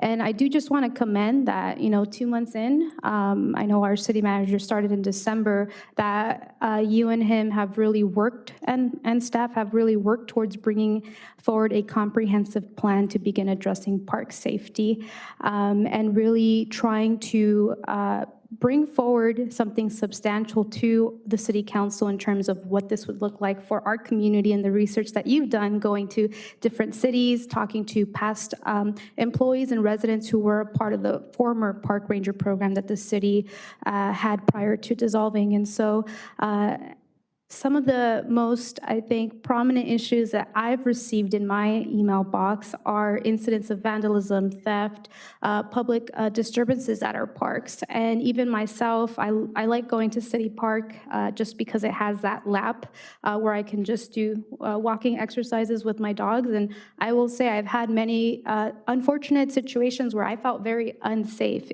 at that park. I have parents and sports teams that reach out to me and let me know, hey, we've had to cut practice short, or hey, I've had to leave the park early because my children do not feel safe being around people that are either doing drug or substance abuse, or witnessing some sort of vandalism, or in general disturbing experiences with transients or homelessness in those areas. And so For me, reinstating park safety was extremely vital, and so I do just want to commend the work that you both are doing in regards to actually bringing forward a plan to address this in a way that is comprehensive, in a way that does prioritize our commitment to enhancing our overall park experience in the city of Montebello for not only our visitors, but our sports teams, but our families, and ensuring that these spaces are actually kept clean, that they're safe, and they're at the end of the day, enjoyable for our families here in the city. And so I'm very excited to see the incoming steps as far as what this will take for the city to really invest in trying to improve our public spaces and ensuring that our residents are able to enjoy our parks here in the city of Montebello. Thank you so much, Chief, for your work behind this. Thank you, Mayor. Thank you, Council. Thank you. And so that concludes our presentations. And moving forward, we do have public comments on non-agenda items. Mr. City Attorney, may you please read the statement of oral communications before receiving these public comments? Thank you very much, Madam Mayor, members of the City Council. At this time, anyone who wishes to address the City Council on any agenda or non-agenda items would be required to fill out a card and submit it to the City Clerk to the right. We will first take public comment on non-agenda items and then address the agenda items as they come up on the agenda. So, City Clerk's office, are there any non-agenda item requests? We have 3 speaker cards for non-agenda items. Okay, can we please move forward with non-agenda public comments? Thank you. First speaker is Rosa Tamayo.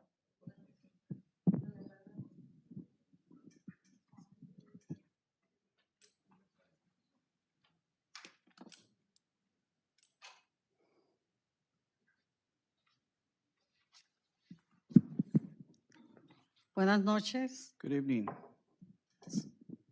Soy Rosa Tamayo, I'm Rosa Tamayo, mayor Scarlett en concejales de Montebello. Mayor Scarlett, and Councilman of Montebello. Exactamente lo que lo que habló el Chief Espinosa, yo quiero hablar también con ustedes.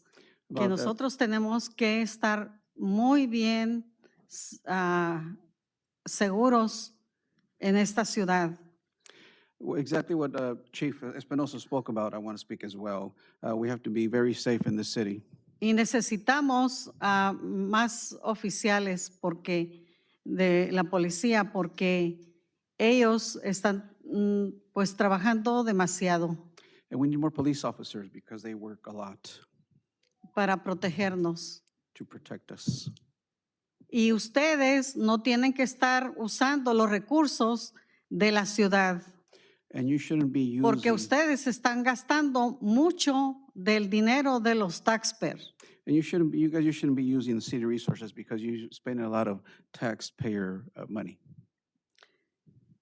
Y también quiero decirle al señor Mark Solorza,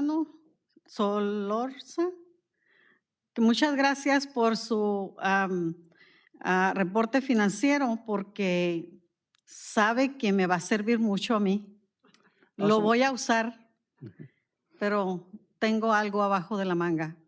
I also want to thank Mr. Marcus Solorza for the financial report because I'll be using that. I have something up my sleeve. Y también yo sé que usted es un contador que hace una muy buena contabilidad. Y exactamente lo que yo necesitaba. And I know you're an accountant and you do very well, very good accounting work, and which is exactly what I needed. Me di cuenta el pasado reporte que ustedes tuvieron. Eso está muy mal lo que están haciendo ustedes, porque yo sé lo que están haciendo.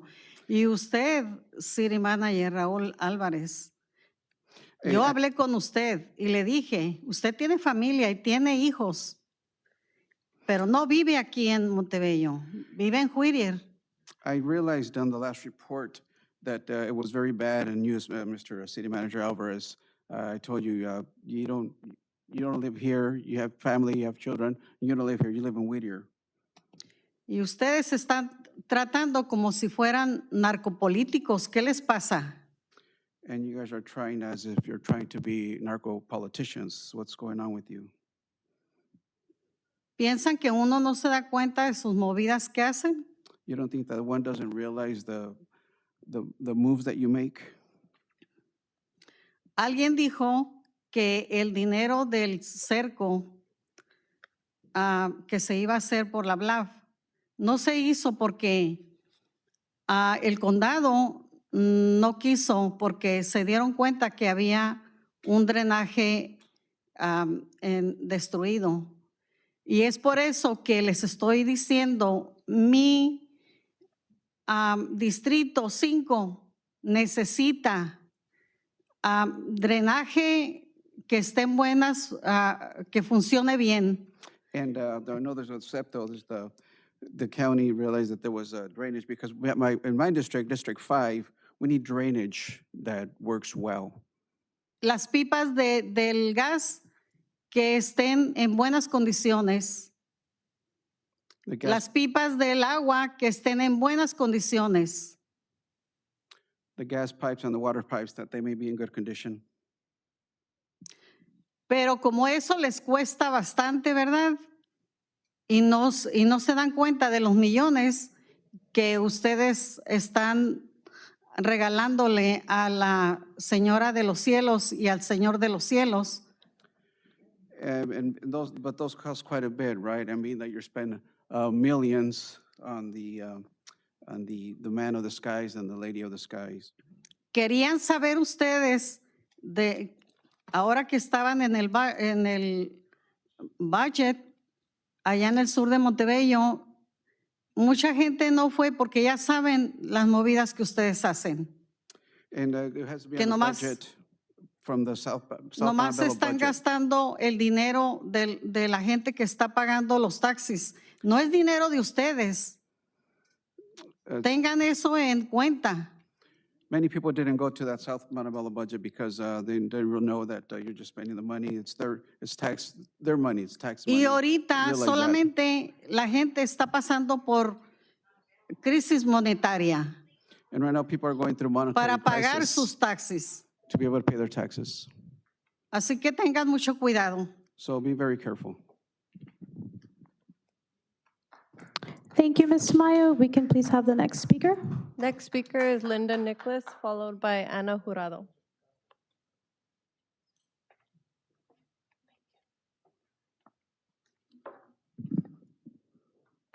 Good evening. My name is Linda Nicholas, co-founder of Match 90640, address on file. I would like to address the speaker that told lies regarding the Top Golf contract. FYI, former Mayor Cobos Cawthorn was not on the city council in 2016 nor 2017.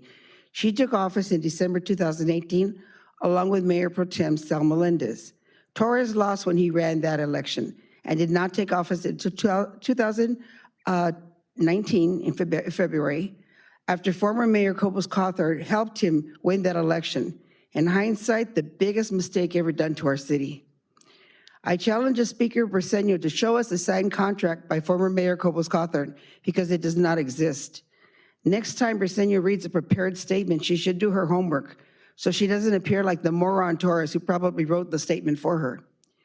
Back last year in December, Briseño and a man were recorded banging on the City Hall glass doors and could be heard screaming and threatening they better not sign that 30-year contract to give into Perrin. Maybe I missed it, but I didn't hear Briseño say a word. She did not yell and cause a scene when her three stooges voted to award Perrin the 30-year contract. That's what I'd call a hypocrite. Next time Briseño mentions the former former Mayor Cobos Cawthorn, don't forget to mention Measure H that has given our city over $26 million, and it will benefit our city forever. Thanks to Cobos Cawthorn, the city has a surplus of over $1 million this year. The city has more police officers making a better wage, along with more firefighters.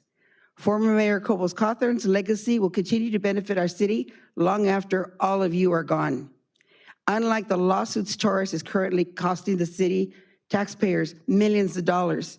Is that why you weren't included in the closed session at the last meeting, Torres? Another settlement was being negotiated that's going to cost us millions? Thank you, Ms. Nicholas. If we can please have the next speaker. Final speaker is Ana Jurado.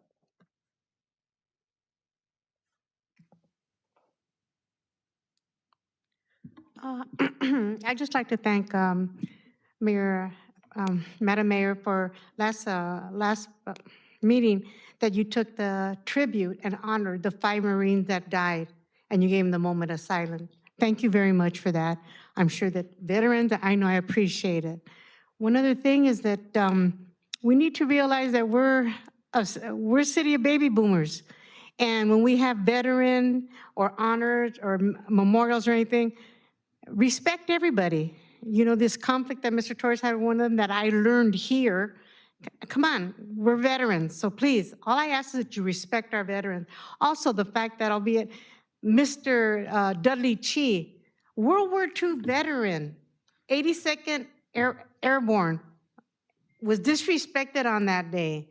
You know, I was hoping you would have said something like that and apologize to Mr. Chi. I mean, you may not like him, and nobody, that has nothing to do with being a veteran. Because veterans, when they sign that blank check, they don't put people's name that they don't want their First Amendment right. It's for everybody. So let's just remember that and keep that in mind. Please, please, anything, just respect. I was brought up to respect people, especially if they were a little older than you. Respect them all. So please, we're a city of baby boomers, Vietnam veterans, my brothers. I've been living in Montebello since the 60s. So please, please, just respect your veterans. Whether out at the veterans memorials or whatever, please, please find it to respect them. Thank you very much. Thank you, Ms. Jurado, and that concludes our public comments today. And moving forward with staff communications on items of community interest. Mayor, council members, nothing to report at this time. Okay, thank you very much. And moving forward, we do have a public hearing. And so do we have no presentation today for this public hearing? But we do have Director Joseph Palumbi that is available for any questions if needed. So I will go ahead and go down the row. Give me a second here.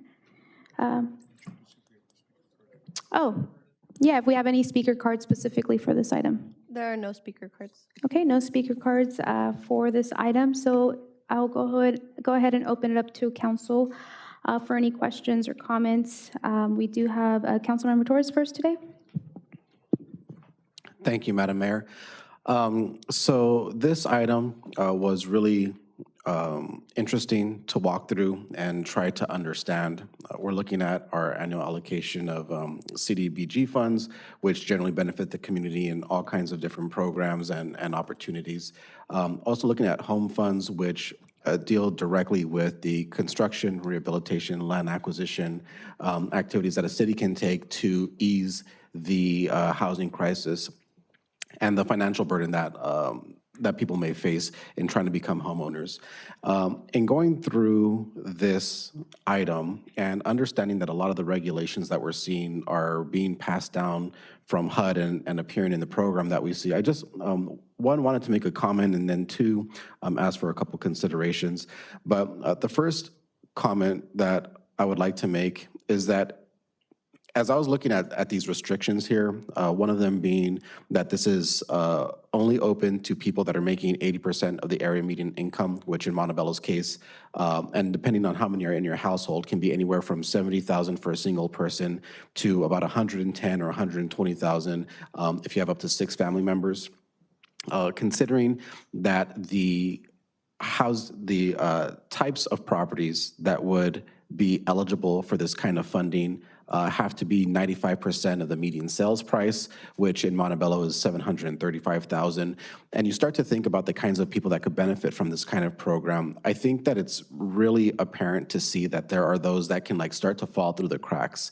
And what I mean by that is that when, for example, you take seniors into account, right? And in our community, when you think about those people that have had their homes since the 50s and 60s and still live in that same house, when you think about children that may have inherited these homes and now live in them, the same place that they were born, and this is not an uncommon story in Montebello, at the same time, possibly being on a fixed income as retirees or not, or perhaps not fitting within these categories, there are people that do not have the kind of income that they to rehabilitate their homes, and at the same time are disqualified from this program for various reasons. And in the example that I just gave, there is a lovely couple that lives on Via Lucia, seniors who I think would struggle, or who would qualify under the income requirements,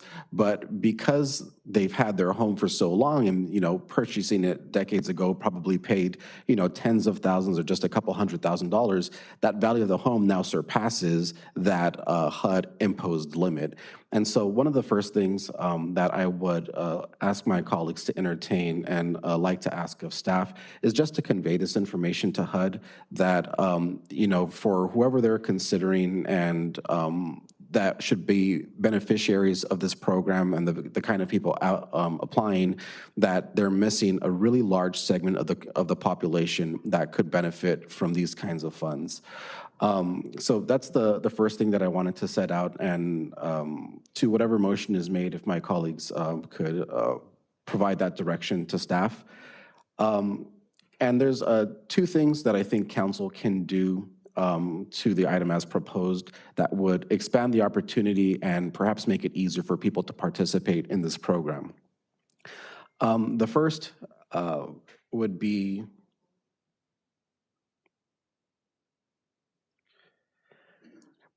for the owner occupancy requirements.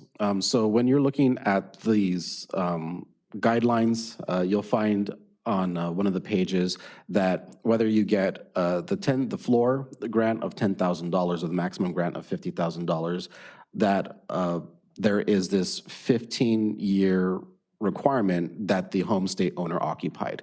The basic idea being that if you're being given this money by the government, that you should be the beneficiary, not and enjoying this, using it, not flipping a house to sell it for a higher price to someone else.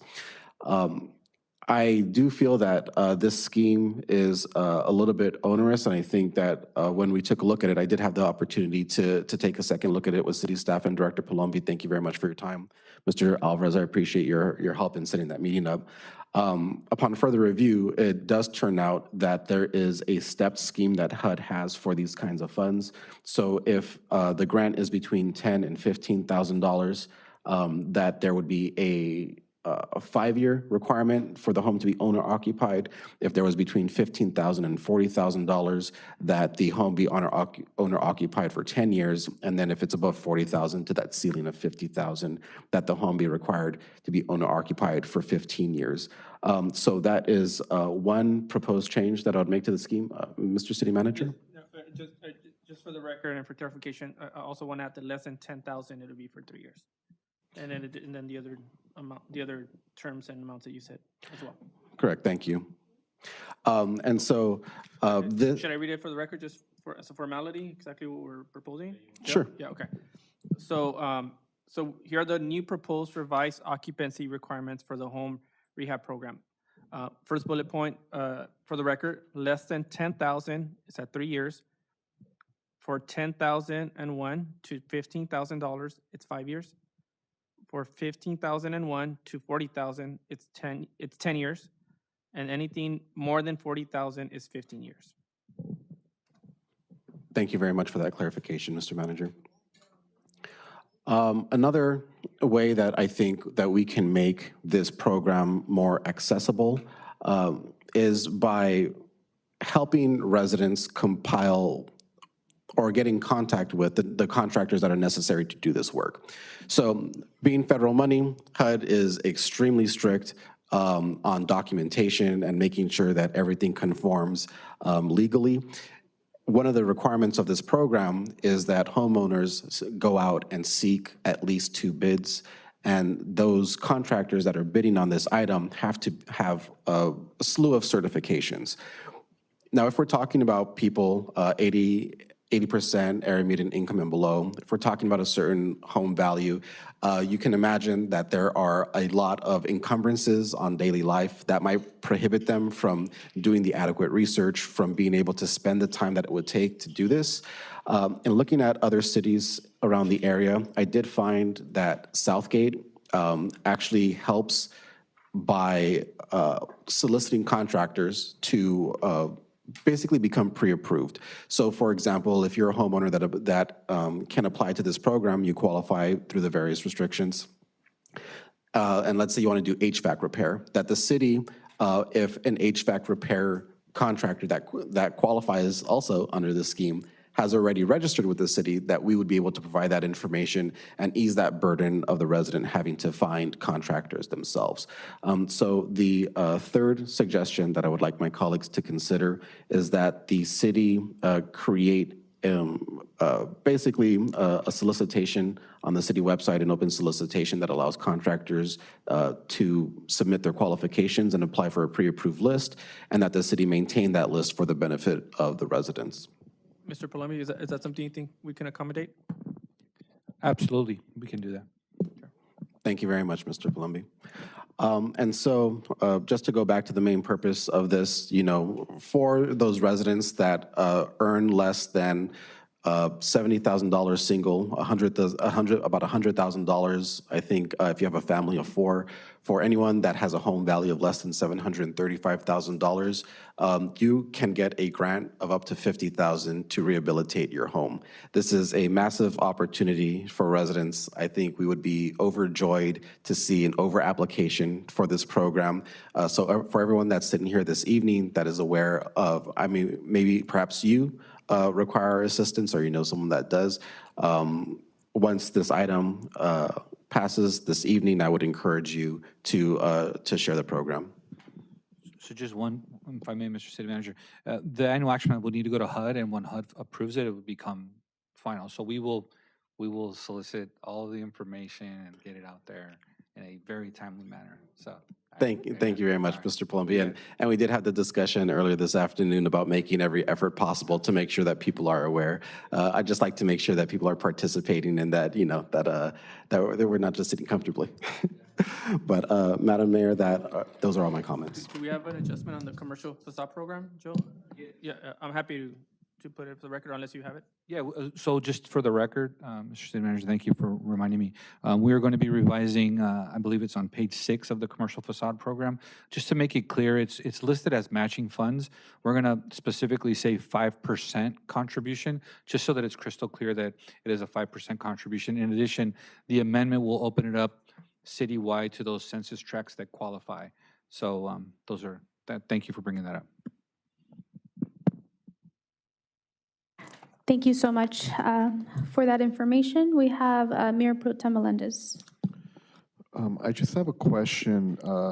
It's more in regards to the last point that the council member suggested. So I remember sometime back, and it's in regards to us providing a list of possible contractors. I do remember that there was a resident that she received some type of, she received this, she was involved in this program, and I believe the contractor messed up. The house was like slanting or something like that. I don't know if you all remember. And we had to pay them back, or did we assume liability? So I guess my question is just, if we do provide a list of vendors and there is that situation, do we assume liability? Is that on us? Or how can we, and if not, then how can we maybe cover that or prevent that, right? If 15, 20 years, but I know many of us were here when, with that specific situation, so just. Thank you. Yep. So I do recall that, and we did correct that, and the way we did that is we had an interview panel, and we interviewed qualified contractors that completed the work, and we used funding to correct that issue. In that particular case, it was a contractor that was selected by the city, and when they worked with the property owner to complete that work. In this case, what we would do is assemble a list. We would not make recommendations. We would just maybe use reference checks and put together a list and say, this is a list of contractors that's been vetted. You're free to use a contractor that's qualified or select from the list, but I think it's helpful to have that information for maybe somebody who doesn't or isn't privy to, the contractors, and because I mean there are a lot of bad contractors out there. So when you have a reference or a recommendation, and you get put on the list, it's very helpful for those applicants. Ms. Plum, and just so with that situation, legally there wasn't. We just did what was right, but legally we weren't binded to correct or remedy the issue, right? It was just a thing that we felt that it was the right thing to do, kind of, or is that? That is correct. We were not legally required, but we, after looking at all the facts, it was the right thing to do. Got it. Okay. Thank you. Thank you, Mayor Pro Tem Melendez. We have Councilmember Jimenez for any questions or comments. Okay, Councilmember Tamayo. Thank you for the opportunity to go through this. I might be a little technical, so I'm going to refer to page 11, which is the proposed use of the CDBG and the home funds. So on the commercial facade program, there is allocated $85,299, correct? So my understanding from if you could just provide some information, but from the commercial facade program last year is that it was underutilized or not fully used, the funds? That is correct. So initially, I believe the amount was, the percentage of contribution was up to, I believe, 25%. And I think we had it at $10,000. And when we started to work with some of the business owners along the corridor, we realized that a facade improvement can, at a minimum, can cost up to $40,000 for a good facade improvement. So then we went back with our housing team and really looked at it and worked with HUD. And our regional rep, believe it or not, he used to do commercial facade programs. So he really helped us, kind of guided us along to lower the threshold. And I believe that's what we heard direction from council as well. So we lowered that threshold and increased the amount available. So we're happy to report that we do have 2 applications that have been completely qualified. So there are 2 businesses within so that they're going to utilize the maximum amount. So the actual available funds that are referenced here, because they haven't been expended yet, they're still referenced, but we will have probably 35,000 after, I'm looking at Isela, but I don't know how long you anticipate, but within a few weeks, I think we'll be able to get those applications completed. So 35 of the 85, correct. We expect to expand 35 within 50,000. So we have 2 applications for 25,000 okay. each. Yes. So we'll have 35 left over. Correct. Okay, so you foresee then the 35 being spent? We're hoping that we've had interest, but we just haven't. I know it's like a difficult line to meet. And the reason I bring this up is because I see also that we had previously CDBG money allocated to community organizations, and that's not on here. So I'm trying to see if there is one of the line items. I know on the Section 108, we have that balloon payment, so that takes care of the, like, more or less $500,000. But the commercial facade program, if there's some money there that can be reallocated, or from, that's really the only one. Yes. The Housing Rights Center is the other, but. Yeah, I mean, I keep, So that was my question. the breakdowns in the report, but, there's a significant commitment from our part, and it stems back to a 2005 agreement between the city's former redevelopment agency and HUD. Okay. And it's related to that Section 108. Yes. And just to give you a comparison, like as it stated, the city's total CDBG allocation for this 24-25 is $721,000, and approximately, and then the commitment for the repayment this year would be $556. So we're left with, it's a difficult situation. Yeah. So can I ask, what were the amounts, what the community organizations and the amounts, maybe we can try to work it within the budget in another form, if we can? Yes, so the amounts we have listed, For the Housing Rights Center, we have $20,000. Again, for the commercial facade, there's $85,299. And then for administration, it's $58,480.99. So what I'm asking is, last year, how much was given to the community organizations from the CDBG? And what, I do we don't have that? I don't have that breakdown, but I can get that. Yeah, if we don't have, I mean, if it's okay with council, we're happy to come back with that information. Obviously, that'll be a separate allocation or appropriation Yes. from council that we're happy to Okay. discuss. So That'd we'll be provide great. you that information. as well. Great, Yeah. thank you. Yes. And then my question on the home. So the Chodo money, I know it's a set aside out of the home funds, and it's a 15% set aside.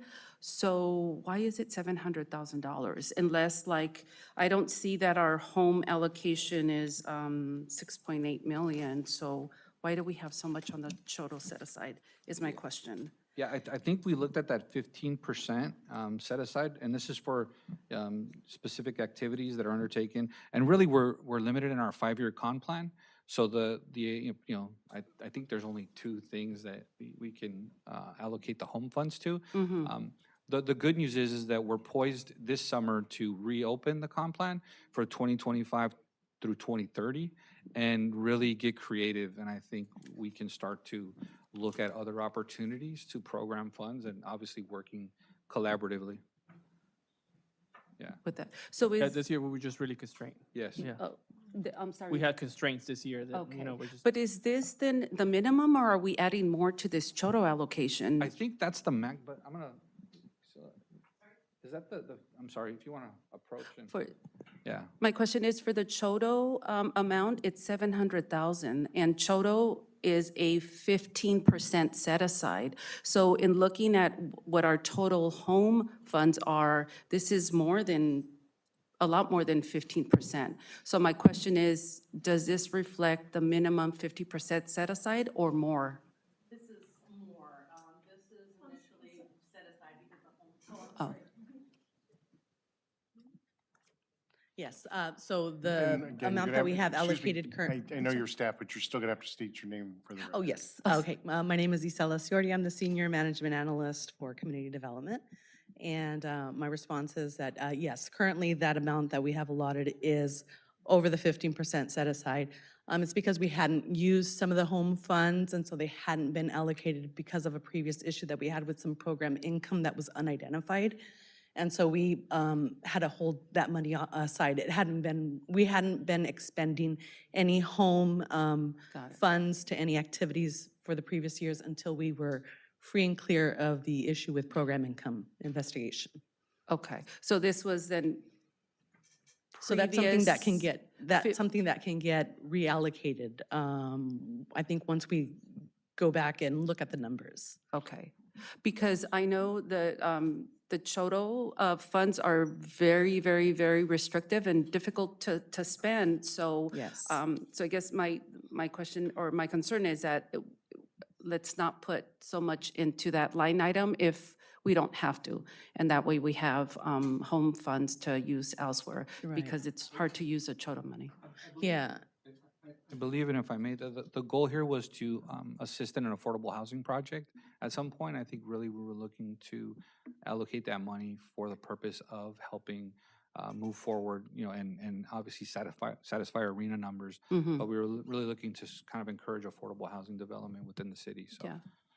Right, definitely. And in our 5-year consolidated plan, I don't believe we had anything identified for the 2020, 2025 under Chodo.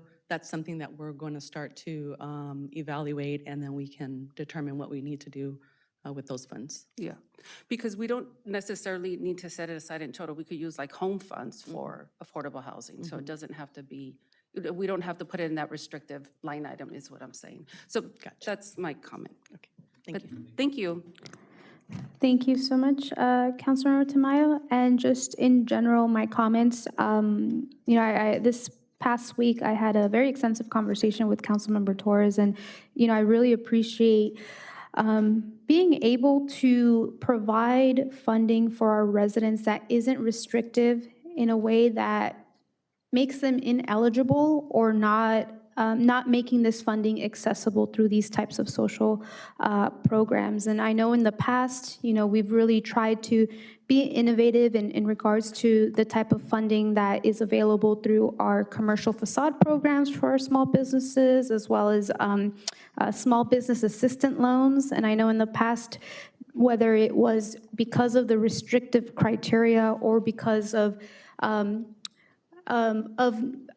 our residents and our businesses not necessarily having the access to this information or assistance in applying to these types of funding, that allocation of funding was then moved elsewhere. And so I think our goal is to ensure that when we allocate this funding, that we are being intentional, that we are finding programs that are not as restrictive, where our residents, whether they're senior citizens, whether they're single-family households, actually can access this funding to rehabilitate their homes or to be able to afford to live here through any type of affordable housing programs, or for businesses that are struggling to ensure that they have the funding that they can access to actually improve their facades and create just more beautiful businesses that actually overall help the aesthetics to our city. And so I do appreciate just those considerations as far as being able to provide assistance to those that are seeking to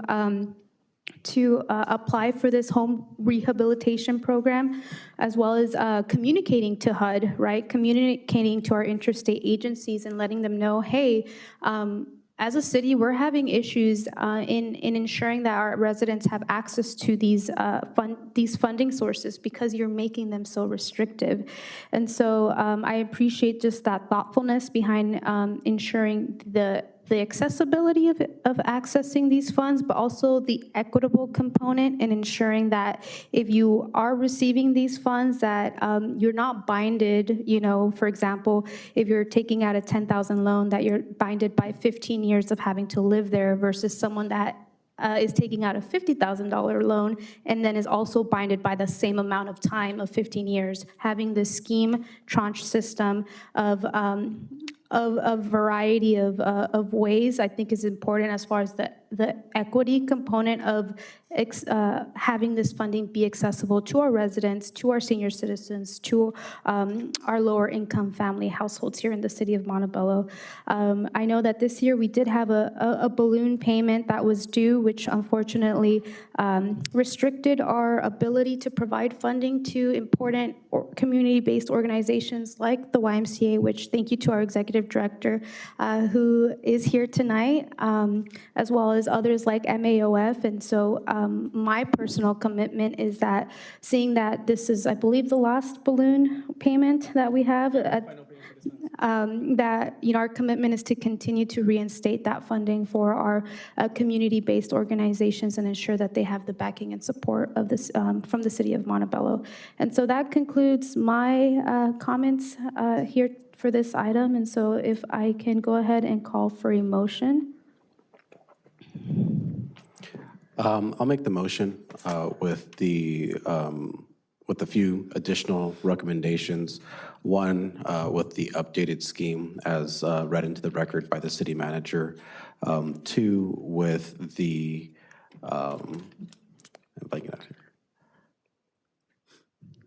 Conveying to HUD the restrictions. right, conveying, writing a letter to HUD conveying the restrictions, and then Adjustment to the commercial facade program. The language, the clear language. And also the affordable contractor. And the contractor list, thank you. So one more time, a lot more clearly. So one, updating the homeowner occupancy scheme as read into the record by the city manager. Two, compiling that list of contractors that potential applicants can use that are qualified to do the work. Three, writing a letter to HUD talking about how the scheme makes it restrictive for certain populations that could benefit from this program. And four, updating the language in the facade program to make it clear that there's a 5% contribution. And that is my motion, Madam Mayor. Okay, can I get a second to that motion and added language? And Madam Mayor, I'm sorry, before you take the vote, I was reminded that we Oh. did open the public hearing, but we did not close it. So, Okay.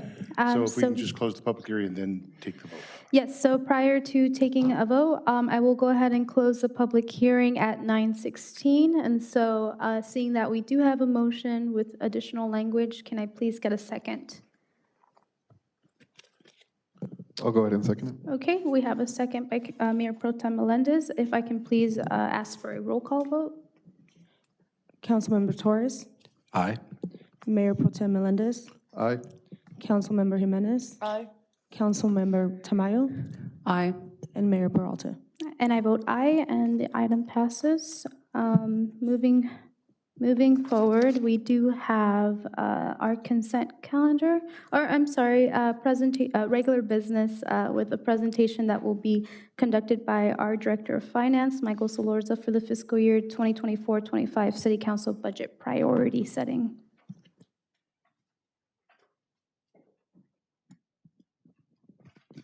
Yes, thank you, Mayor. So for this evening, thank you. As you're aware, we are doing community budget forums for this year in preparation for the fiscal 24-25 budget. In conjunction with that, we're also doing the survey. And so what we've done is we've had 2 of these community budget forums so far, February 15th and the 21st, one at the Senior Center, one at Reggie Rodriguez Park. Had a total of 30 attendees through both sessions. And so tonight will be kind of a combination of the obviously presentation, a regular council meeting, and the third of your community budget forums. That's why we have the easels up around the room. I'm going to go through this presentation, which is the same presentation that was presented at the previous 2 budget forums. It's information that you, council, have seen, but hopefully it'll be a little bit of educational for those watching, those in the audience. And then with your approval, we can take a short recess for those in the audience if they want to put their ideas up on the flip charts on the identically to the process we did with the previous 2 meetings. So again, this presentation is it's a new presentation in terms of what we're doing for 24-25 budget. Just really doing a kind of budget 101, if you will, discussing budget basics, some specifics to Montebello budget, discussing the community budget forums we've done and the survey we're currently doing, and then obviously again at the end getting community feedback. So I'm going to leave this up for a few seconds. This is the QR code for the community budget survey. It's open until the end of March. Residents can also find this QR code off our website, and I know our public affairs team has been doing a great job of pushing this out on social media. So for those who have not had a chance to do the budget, or we could do it the Chicago way, vote early, vote often. So what is the budget? Obviously, City Council sets priorities. The City Council, you are the policy setting body. And not only do you set priorities, but you set the spending authority, providing through an adopted budget the appropriations that the departments have to spend on various tasks and duties and getting things done, basically. And that budget provides for essential services. And I know you've seen this line before, but I like to say it just because I don't think you can say it too often. Budget is just a plan. We do our best to present a budget to council for adoption in June. Usually by July 2nd, it's out of date. But we do our best to provide the best plan possible to give our revenue a purpose and to provide direction from council into the budget document itself. And our budget is on the website. The current 23-24 adopted budget is on our website. Actually, I think we go back 10, maybe even 15 years worth of budgets on our website. So full transparency there. And in discussing the budget, it's important to remember that, you know, we don't have just the general fund. We have all kinds of sources of funding, from Metro, from Federal Transit Administration, from the state of California, grants from the federal and state agencies. So to conceptualize that, we put the revenue in different buckets, if you will, based on its restriction. So, we get transit revenue from FTA, from the state, that's extremely restricted for transit-related uses, so it's in its own little bucket. The general fund is the most unrestricted, and that provides resources for the services that residents see on a daily basis. That's the biggest bucket, if you will.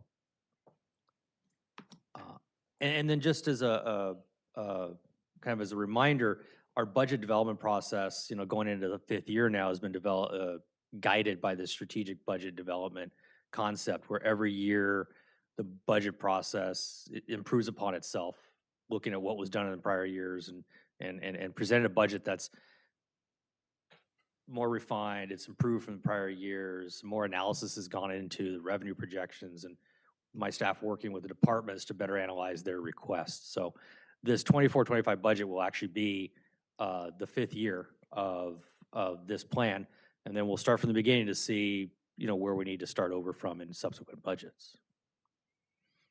Obviously, in presenting this to the community, it's important for the community to kind of know how the organization operates. Montebello residents kind of at the forefront there, and then city councils, our elected officials, and then all of us as staff taking direction from our city manager.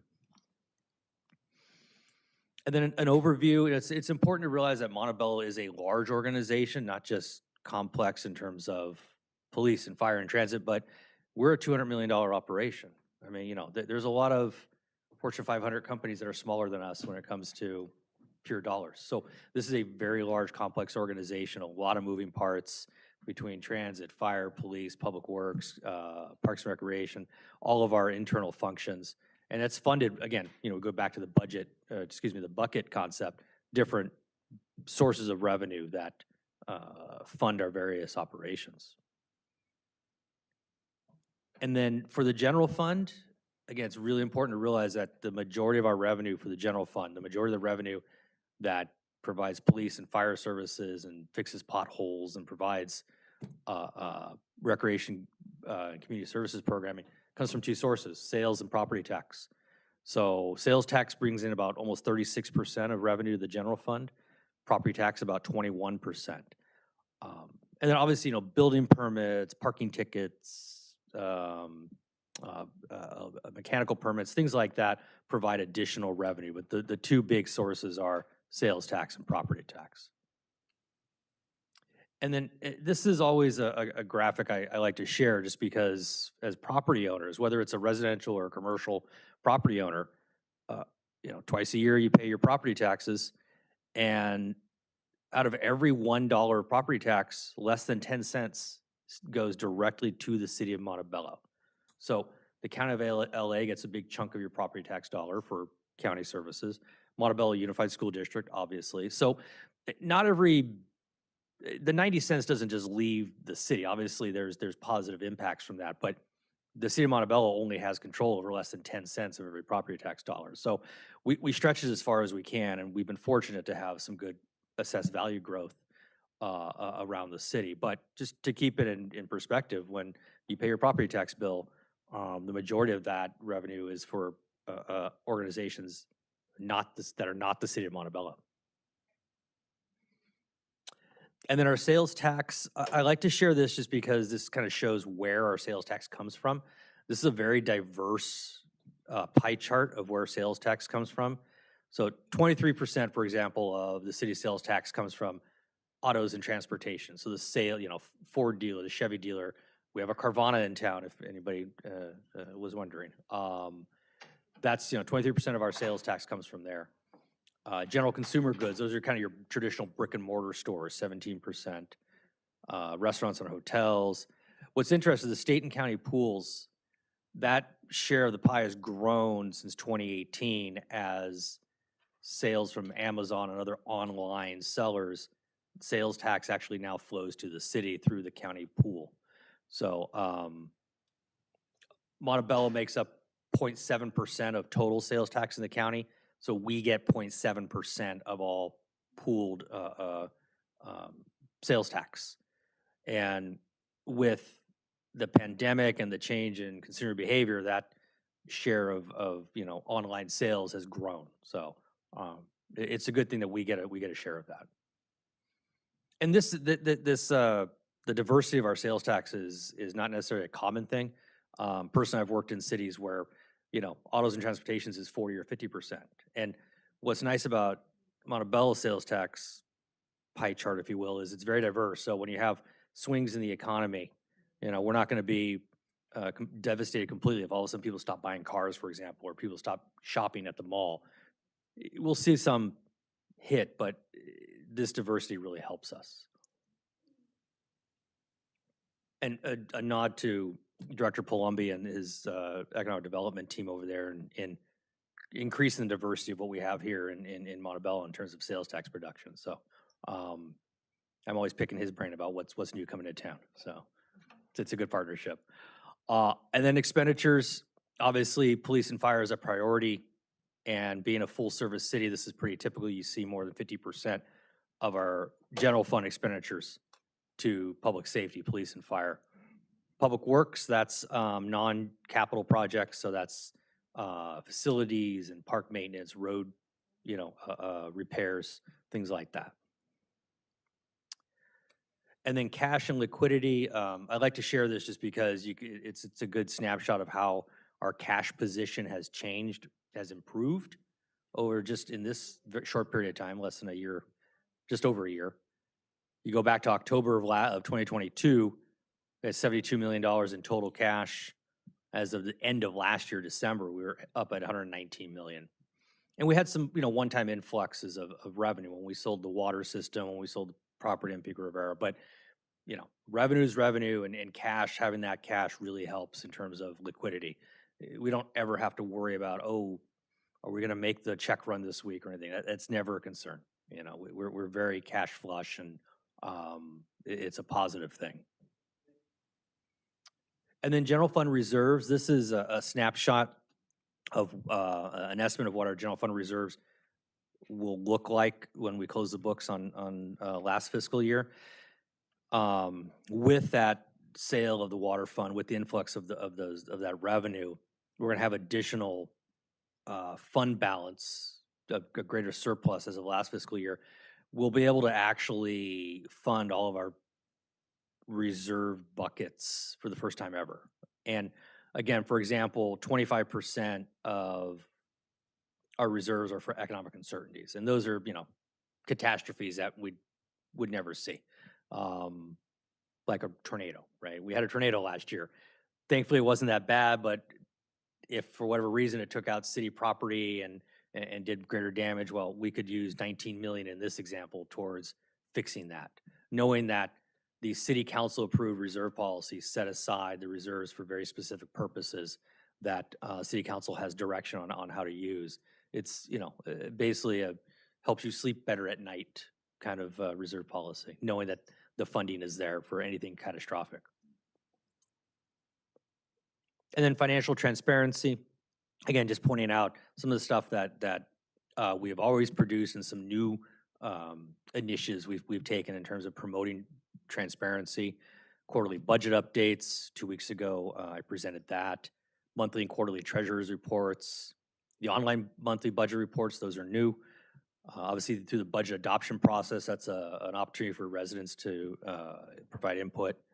The community budget forums that we've been holding, this is the third of 3. Those are new.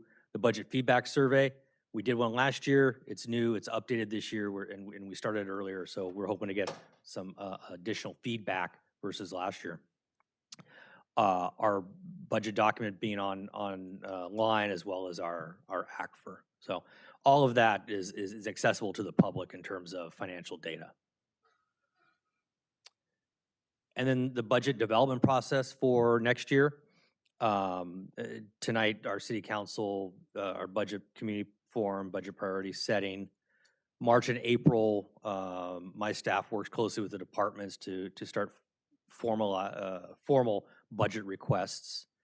And then May is when I'll start doing the more formal presentations to council of proposed budget with June adoption. So after tonight, I'll retire to my nerdery and help the departments come up with their budgets. And yeah, that was a really bad accounting joke, so sorry. For those of you who are Tommy Boy fans, that's where that reference is from. Anyways, so the feedback session, what we've done the last two meetings, community budget forums, was using these kind of three broad areas as prompts, if you will, but really just asking residents, hey, whatever feedback you have, that's what the newsprint's up there for. The first two meetings, we took that feedback and that's been provided to City Council. You have a summary of that. I'll add to that after tonight and update that summary list and the city manager can provide for your review. But basically, it's at this point in time, we can take some feedback, obviously questions, and then, at your direction, Mayor, we can take a bit of a recess for residents to be able to provide their feedback directly on the newsprint. So for that, thank you, I appreciate it. Yes, thank you.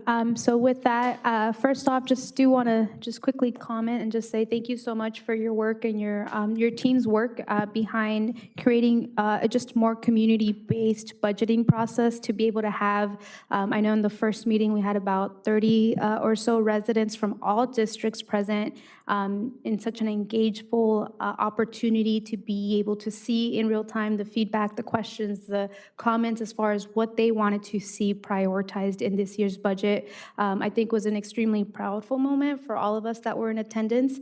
I know that it's very hard to sit here and wait through a whole council meeting to do that in this specific setting. I do see that there are some residents here. I know in the past, if you have attended, please, I encourage you to still go and write the different priorities that you would like to see in the ways that you would like this next upcoming budget to reflect. So I'll go ahead and give, would you say, if my colleagues, 10 minutes or so of just a 10-minute recess.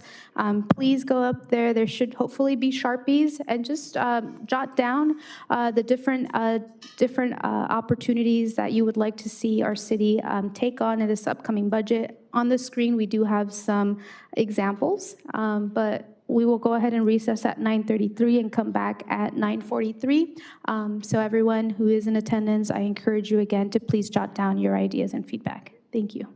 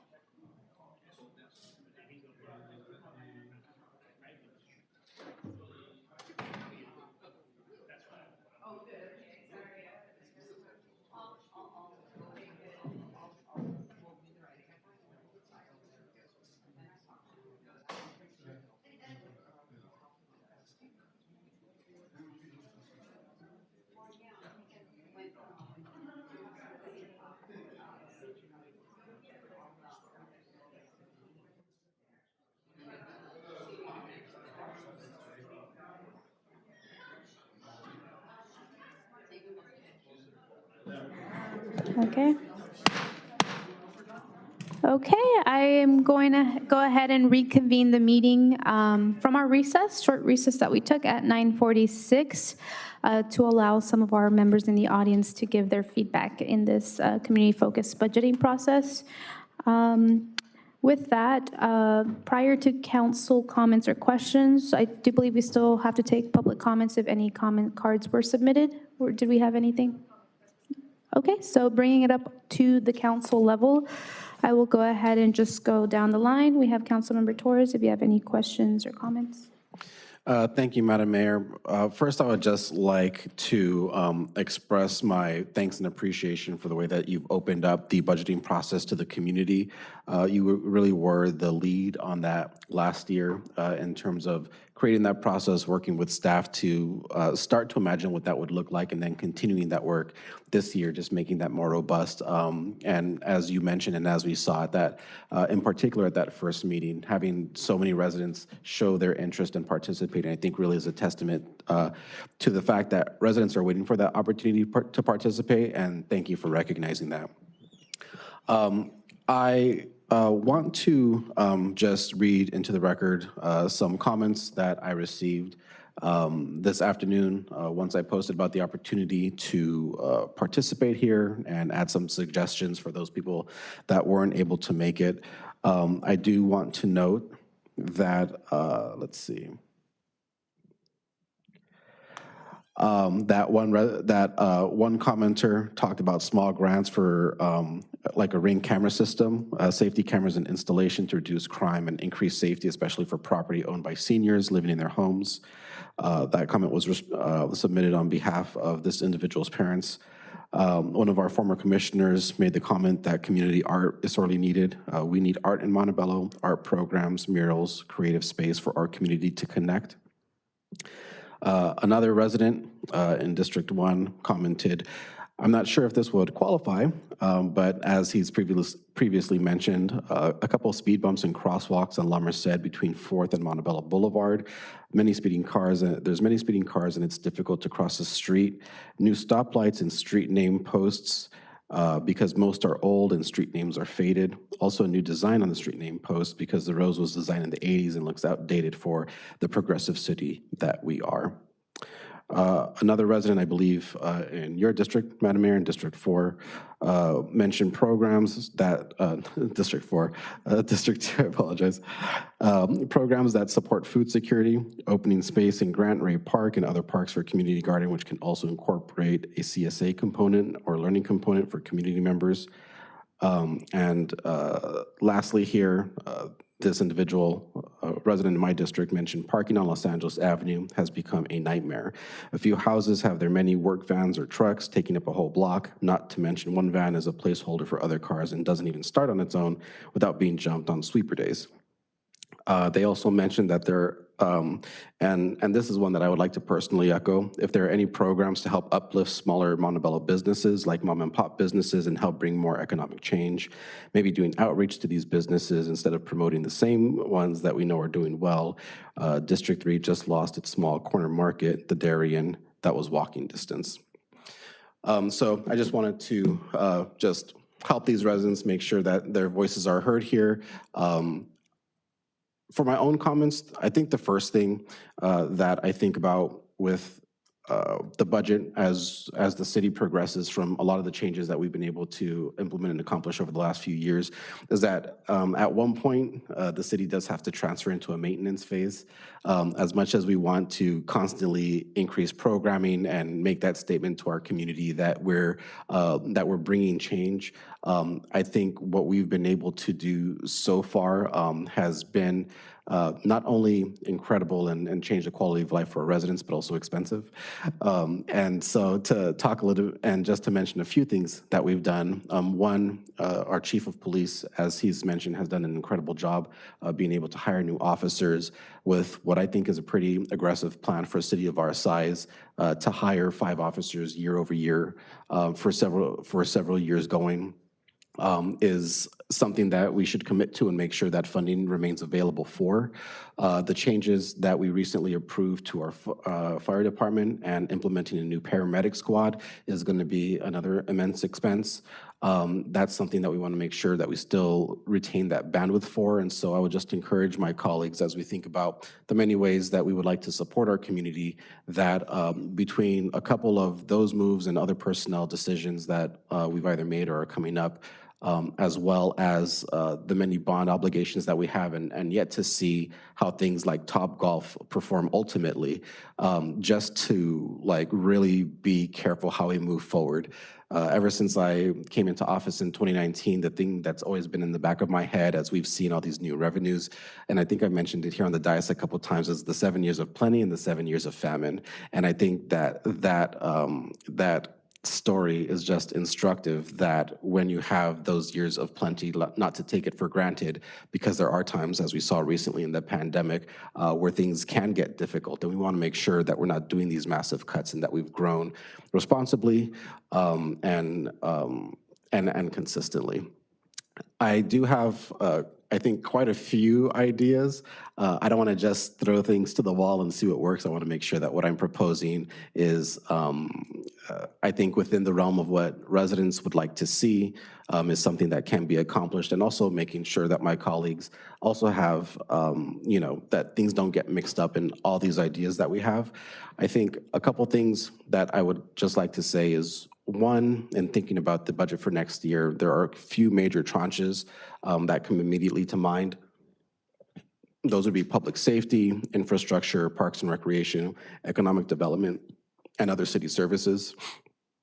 For public safety, as I mentioned, keeping on pace to hire police and fire is going to be extremely important.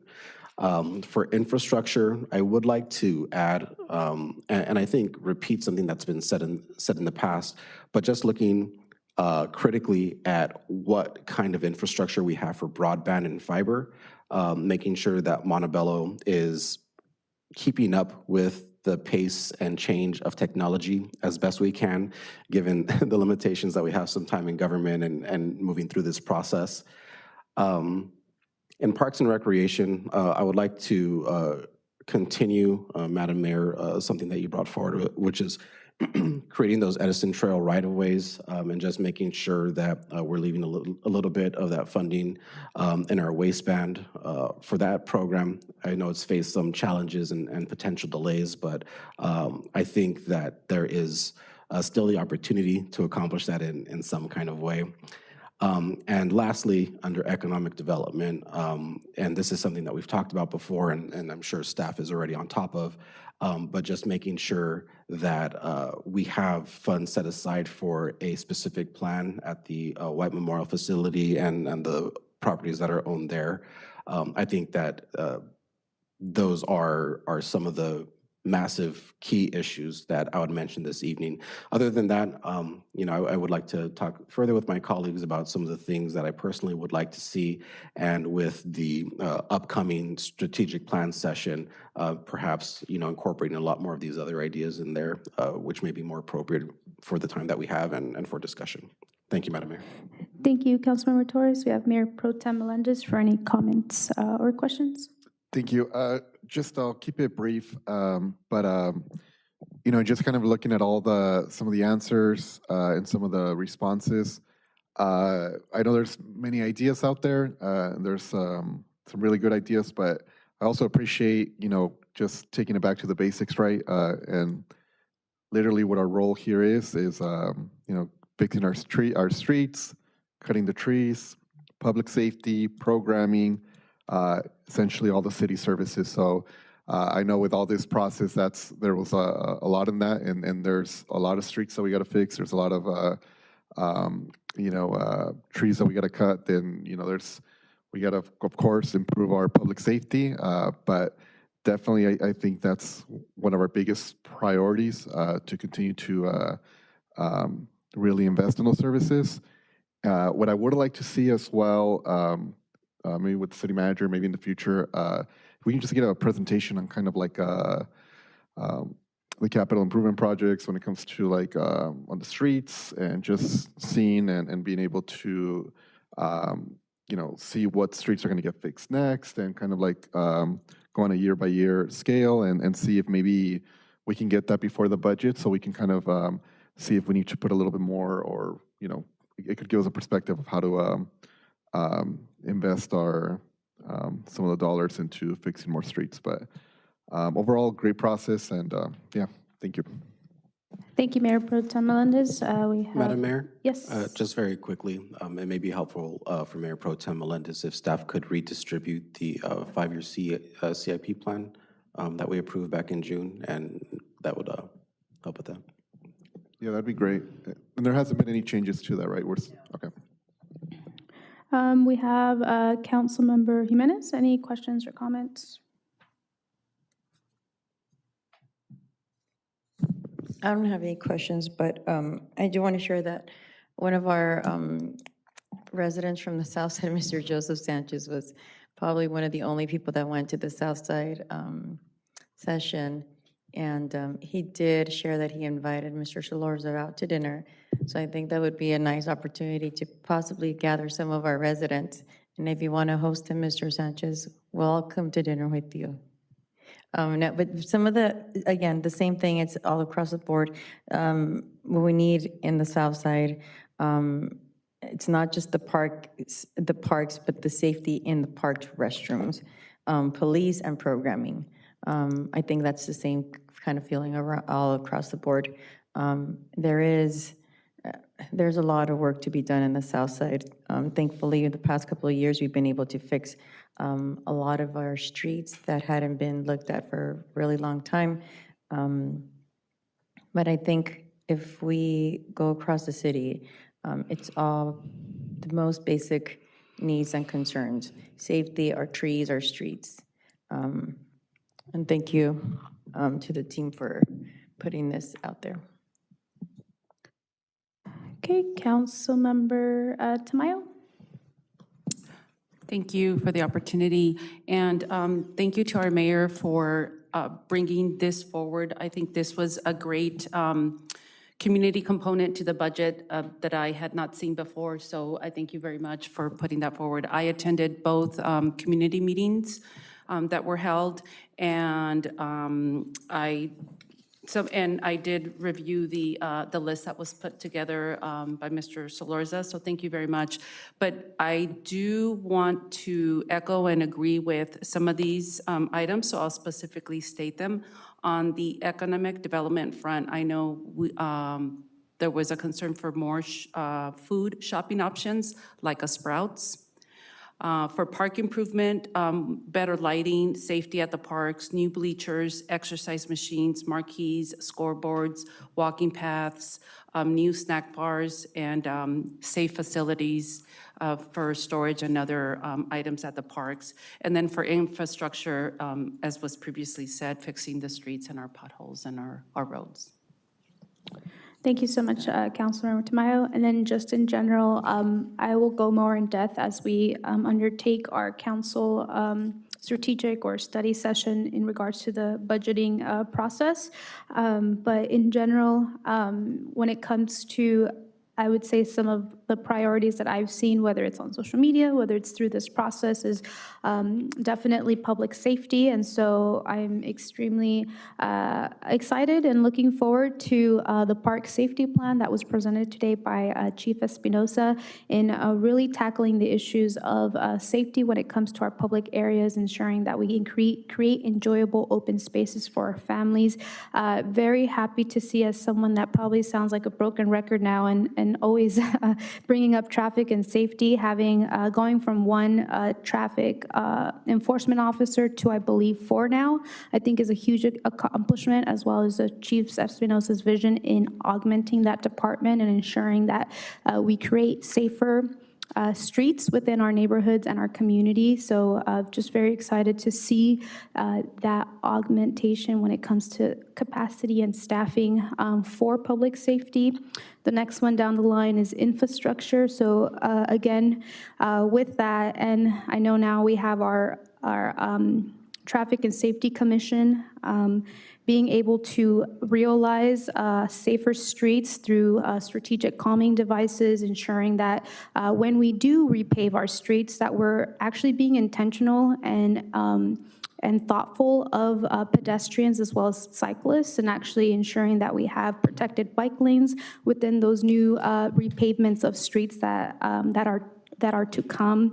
As well as sustainability and open spaces, ensuring that we really are innovative and we go after funding when it comes to green belts, walking and biking passive opportunities. I know I've been an advocate for the Edison Trails, which is something that I look forward to working and hopefully creating and augmenting that open space availability within the city, as well as realizing Mayor Pro Tem Melendez's community garden at Grant Rate Park. Seeing that coming to life is something that I'm very excited for and really want to be a supportive advocate to my colleague. And then I know we've talked about a dog park for the city of Montebello, and so whether it's safety, infrastructure, sustainability, going down to the basics of cutting trees, paving roads, and having the opportunities of being innovative in a lot of these intersectional themes, I think is extremely important. So overall, just very thankful for this process. Thank you to our director, Michael Salorza, for your efforts in being a professor for the past month and budget analyst, and you wore many hats during this process, and I do thank you. For those that might be watching, just want to encourage you, we do have our online budget survey, which we first introduced last year. We're continuing it this year, and that's another opportunity for you to build a budget, provide your input, let us know what you prioritize as you're seeing. You have a council here that is listening, that is taking into consideration your feedback, what you would like to see in our city, and this is information that we're taking and ensuring that we are capturing and advocating for in this upcoming budget process. So again, encourage everyone to visit that portal, learn about our budget, and provide your feedback through that survey. And that, I believe, concludes this item, which is a receive and file. Yes, right, yes. If I can go ahead and get a motion to approve fiscal year 2024-25 City Council budget priority setting. Motion. Okay, motion by Councilmember Torres. Can I get a second? Second. Second by Councilmember Tamayo. If I can please call for roll call. Councilmember Torres. Aye. Mayor Pro Tem Melendez. Aye. Councilmember Jimenez. Councilmember Tamayo. Aye. And Mayor Peralta. And I vote aye, and that passes. So moving forward to consent calendar. Mr. City Attorney, can you please read the statement of approval on consent items and allow council to pull any items for discussion or questions? Thank you very much, Madam Mayor, members of the council. At this time, City Council will be addressing the consent agenda, which includes items number 8 through 16. Let me first inquire from the city clerk. Are there any requests to speak on any of those items? There are no speaker cards. Thank you. And so at this time, I'll poll the council. Let me start with Councilmember Torres. Do you have any items you wish to pull? Items 9 and 10. 9 and 10. Next is Mayor Pro Tem Melendez. No items. Councilmember Jimenez. Councilmember Tamayo. No items. And Mayor Peralta. None. So then it would be appropriate to approve items number 8, 11, 12, 13 as corrected earlier in the agenda, 14, 15, and 16. Okay, can I get a motion to approve the I'll make the items motion. as read into the record? We have a motion by Mayor Pro Tem Melendez. Can I please get a second? Second. Okay, we have a second. Can I please call for a vote?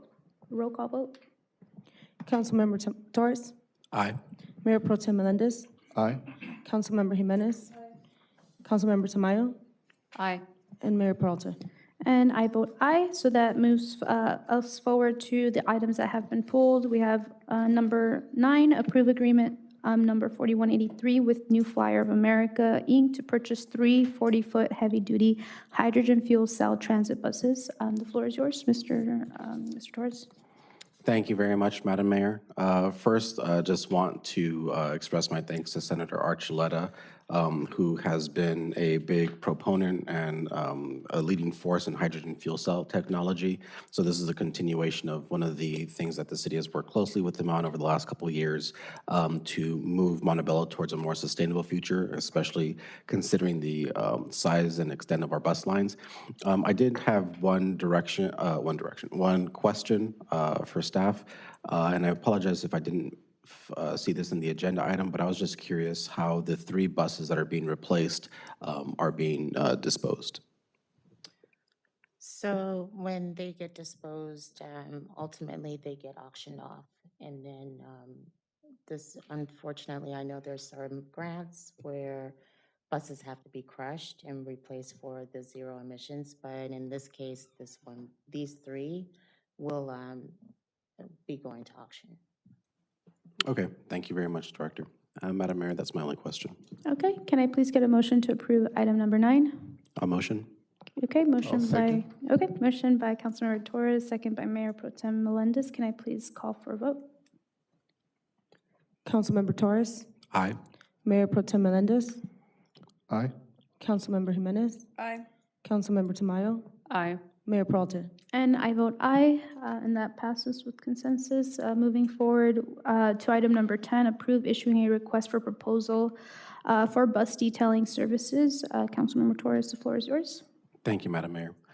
I was just curious, is this a service that we've contracted in the past, or is this something that we're going to be using contractors for newly? So this service is something that we had previously before in the past, but when COVID hit our city, essentially a lot of contracts went away. And so that was one of the contracts that went away. And so we are asking to approve issuing the RFP to go for detailing services. Thank you very much, Director, and that's my only question. Okay, can I please get a motion to approve item number 10? Motion? Okay, we have a motion by Councilmember Torres and a second by Mayor Pro Tem Melendez. Can I please call for a vote? Councilmember Torres, Aye. Mayor Pro Tem Melendez, Aye. Councilmember Jimenez, Aye. Councilmember Tamayo, Aye. Mayor Peralta. And I vote aye, and that passes. Moving on to our AB 1234 travel reports. Just gonna go ahead and look down the aisle to see if anyone has any reports. Nope. Okay. And that leads us to our council orals. I believe I'm the only one in this meeting for council orals this time around. So just moving forward with that, my first one is in regards to the Park Ranger program, which we actually did discuss earlier today more comprehensively through the park, what's actually a really long name that I don't remember anymore, but the park safety plan that our chief and our city manager have been proactive in researching and bringing forward a comprehensive plan for council to consider in the incoming meetings. And so that kind of takes care of this item, but I do just want to again express my how thankful I am in regards to this specific theme being taken seriously. Public safety at our parks all throughout every district throughout the whole city is an issue that I know all of us face as far as the complaints and the messages that we receive. And so having this item come forward in the incoming future is something that I'm really excited to take on. So thank you to our city manager, our chief Espinosa, and staff that have been conducting this research and working on this plan.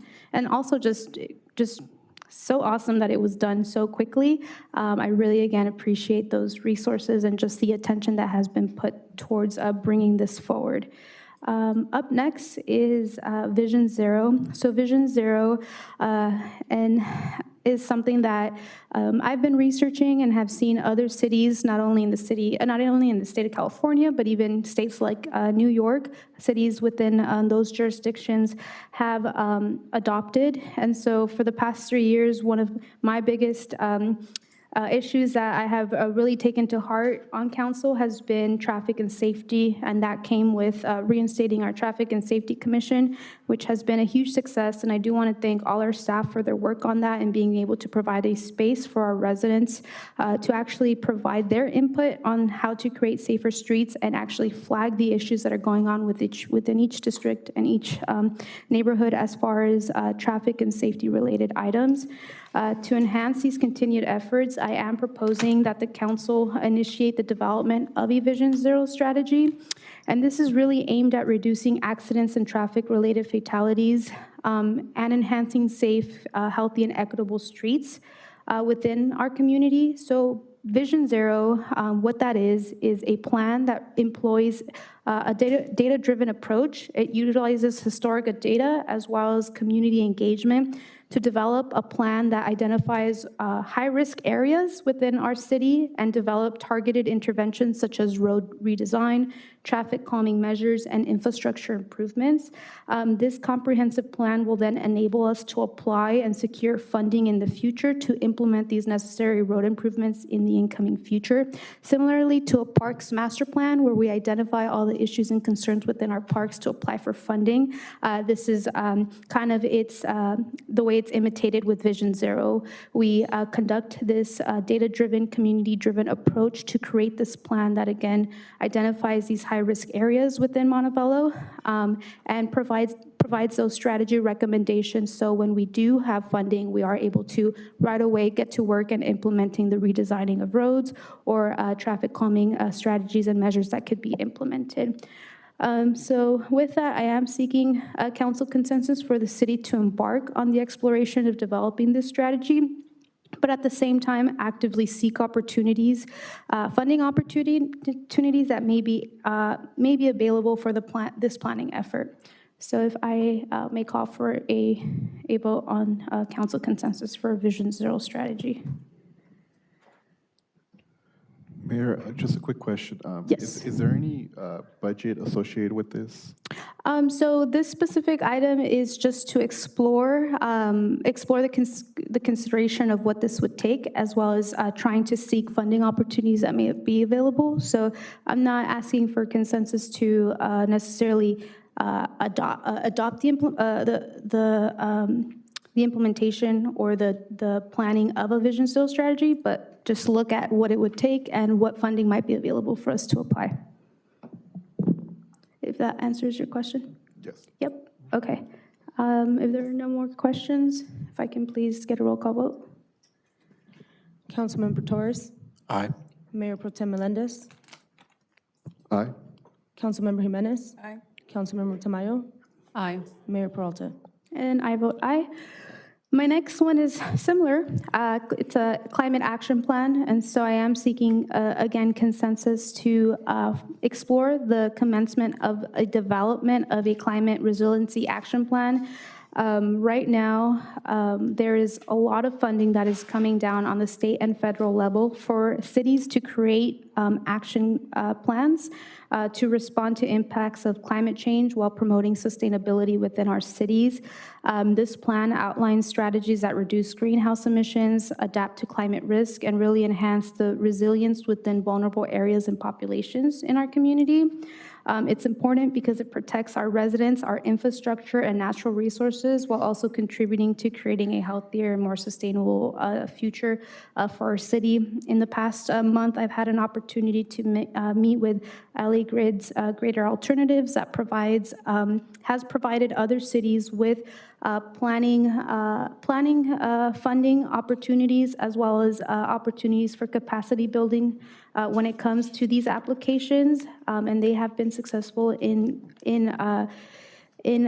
getting funding for other cities when it comes to the development of climate action plans, as well as meeting with tree people who are very interested in working with the city when it comes to these types of sustainability initiatives within our city. And so I would like to request that from council that our city explore these opportunities and these opportunities for partnership, as well as opportunities that may be available when it comes to grant funding that is coming down from the state and federal level for these types of efforts. So if I may call for a vote for that.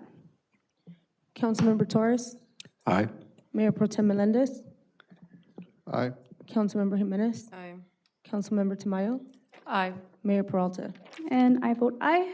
Almost done here. Up next is in regards to young adults and mental health and well-being. And so my goal for this specific council role is to work with staff to broaden social programming for mental health and wellness to encompass young adults in Montebello. Currently, much of our programming is geared towards seniors, and we can see this as far as how these types of programmings are being scheduled. They're usually primarily during the week, during early afternoon hours, which are not accessible for young adults and working professionals. I've been contacted by several residents who have shared their desires for more inclusive programming. We've had mental health awareness types of programming in the past, and they have shared that they would love to attend, but obviously the way that it's currently scheduled just does not make it accessible for them. So I'm recognizing this need for inclusivity and just the unique challenges that our younger adults and working professionals do face. I would just like to propose that we develop mental health and wellness opportunities that are accessible to this population. So having these opportunities also be offered during the weekends or in the weekday evenings where we can have more folks who are interested be able to attend beyond just our senior citizens. So if there's no comments or questions from my colleagues, I would like to request a vote, a roll call vote for this. I have a comment. There is a running group that I started with Sal about 4 years ago, and as we did start it just for people to come out and focus on their physical health, but because our mental health was being challenged during the pandemic, we thought it was important to do this. So a lot of our community that comes out to run, the people that come from all districts, with the idea that they're coming to not just learn how to run or train to run a marathon, but focus on their overall wellness, which includes mental health. The nonprofit, which I just started, is essentially what this is, a focus on not just adults' mental health, but transitional age youth. And the services that we're going to provide are specifically around mental health. Some of the programs are going to include yoga and along with other holistic programming. So that is something that while maybe the city doesn't have, I'm sure they do have actually the capacity to create this type of programming. It's something that I want the community to know that is going to be out there and accessible to all age groups. Thank you. May I please call for a vote? Councilmember Torres, Aye. Mayor Pro Tem Melendez, Aye. Councilmember Jimenez, Councilmember Tamayo, Aye. Mayor Peralta. And I vote aye. And so that ends our council rules section. Prior to adjourning today, I would like to adjourn today's meeting in memory of Jackie Juarez. So I would like to request a moment of silence to honor our resident, Ms. Jackie Juarez, who passed away on January 5th, leaving behind a loving husband and 2 children. In their grief, her family and neighbors have asked me to acknowledge and express gratitude to our fire department, both firefighters and paramedics who responded and whose unwavering care and dedication were witnessed in their valiant efforts to save her. As a city, I would like to extend our deepest condolences to Jackie's family and loved ones during this difficult time. May we please have a moment of silence for Ms. Jackie Juarez.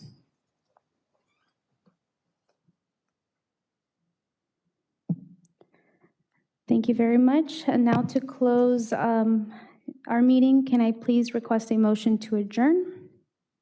I motion. Okay, we got a motion and I believe a second. So motion and a second and a simple, so if we can please just have a roll call for adjournment. Councilmember Torres, Aye. Mayor Pro Tem Melendez, Aye. Councilmember Jimenez, Councilmember Tamayo, Aye. Mayor Peralta. And I vote aye. Thank you so much. And we are adjourned.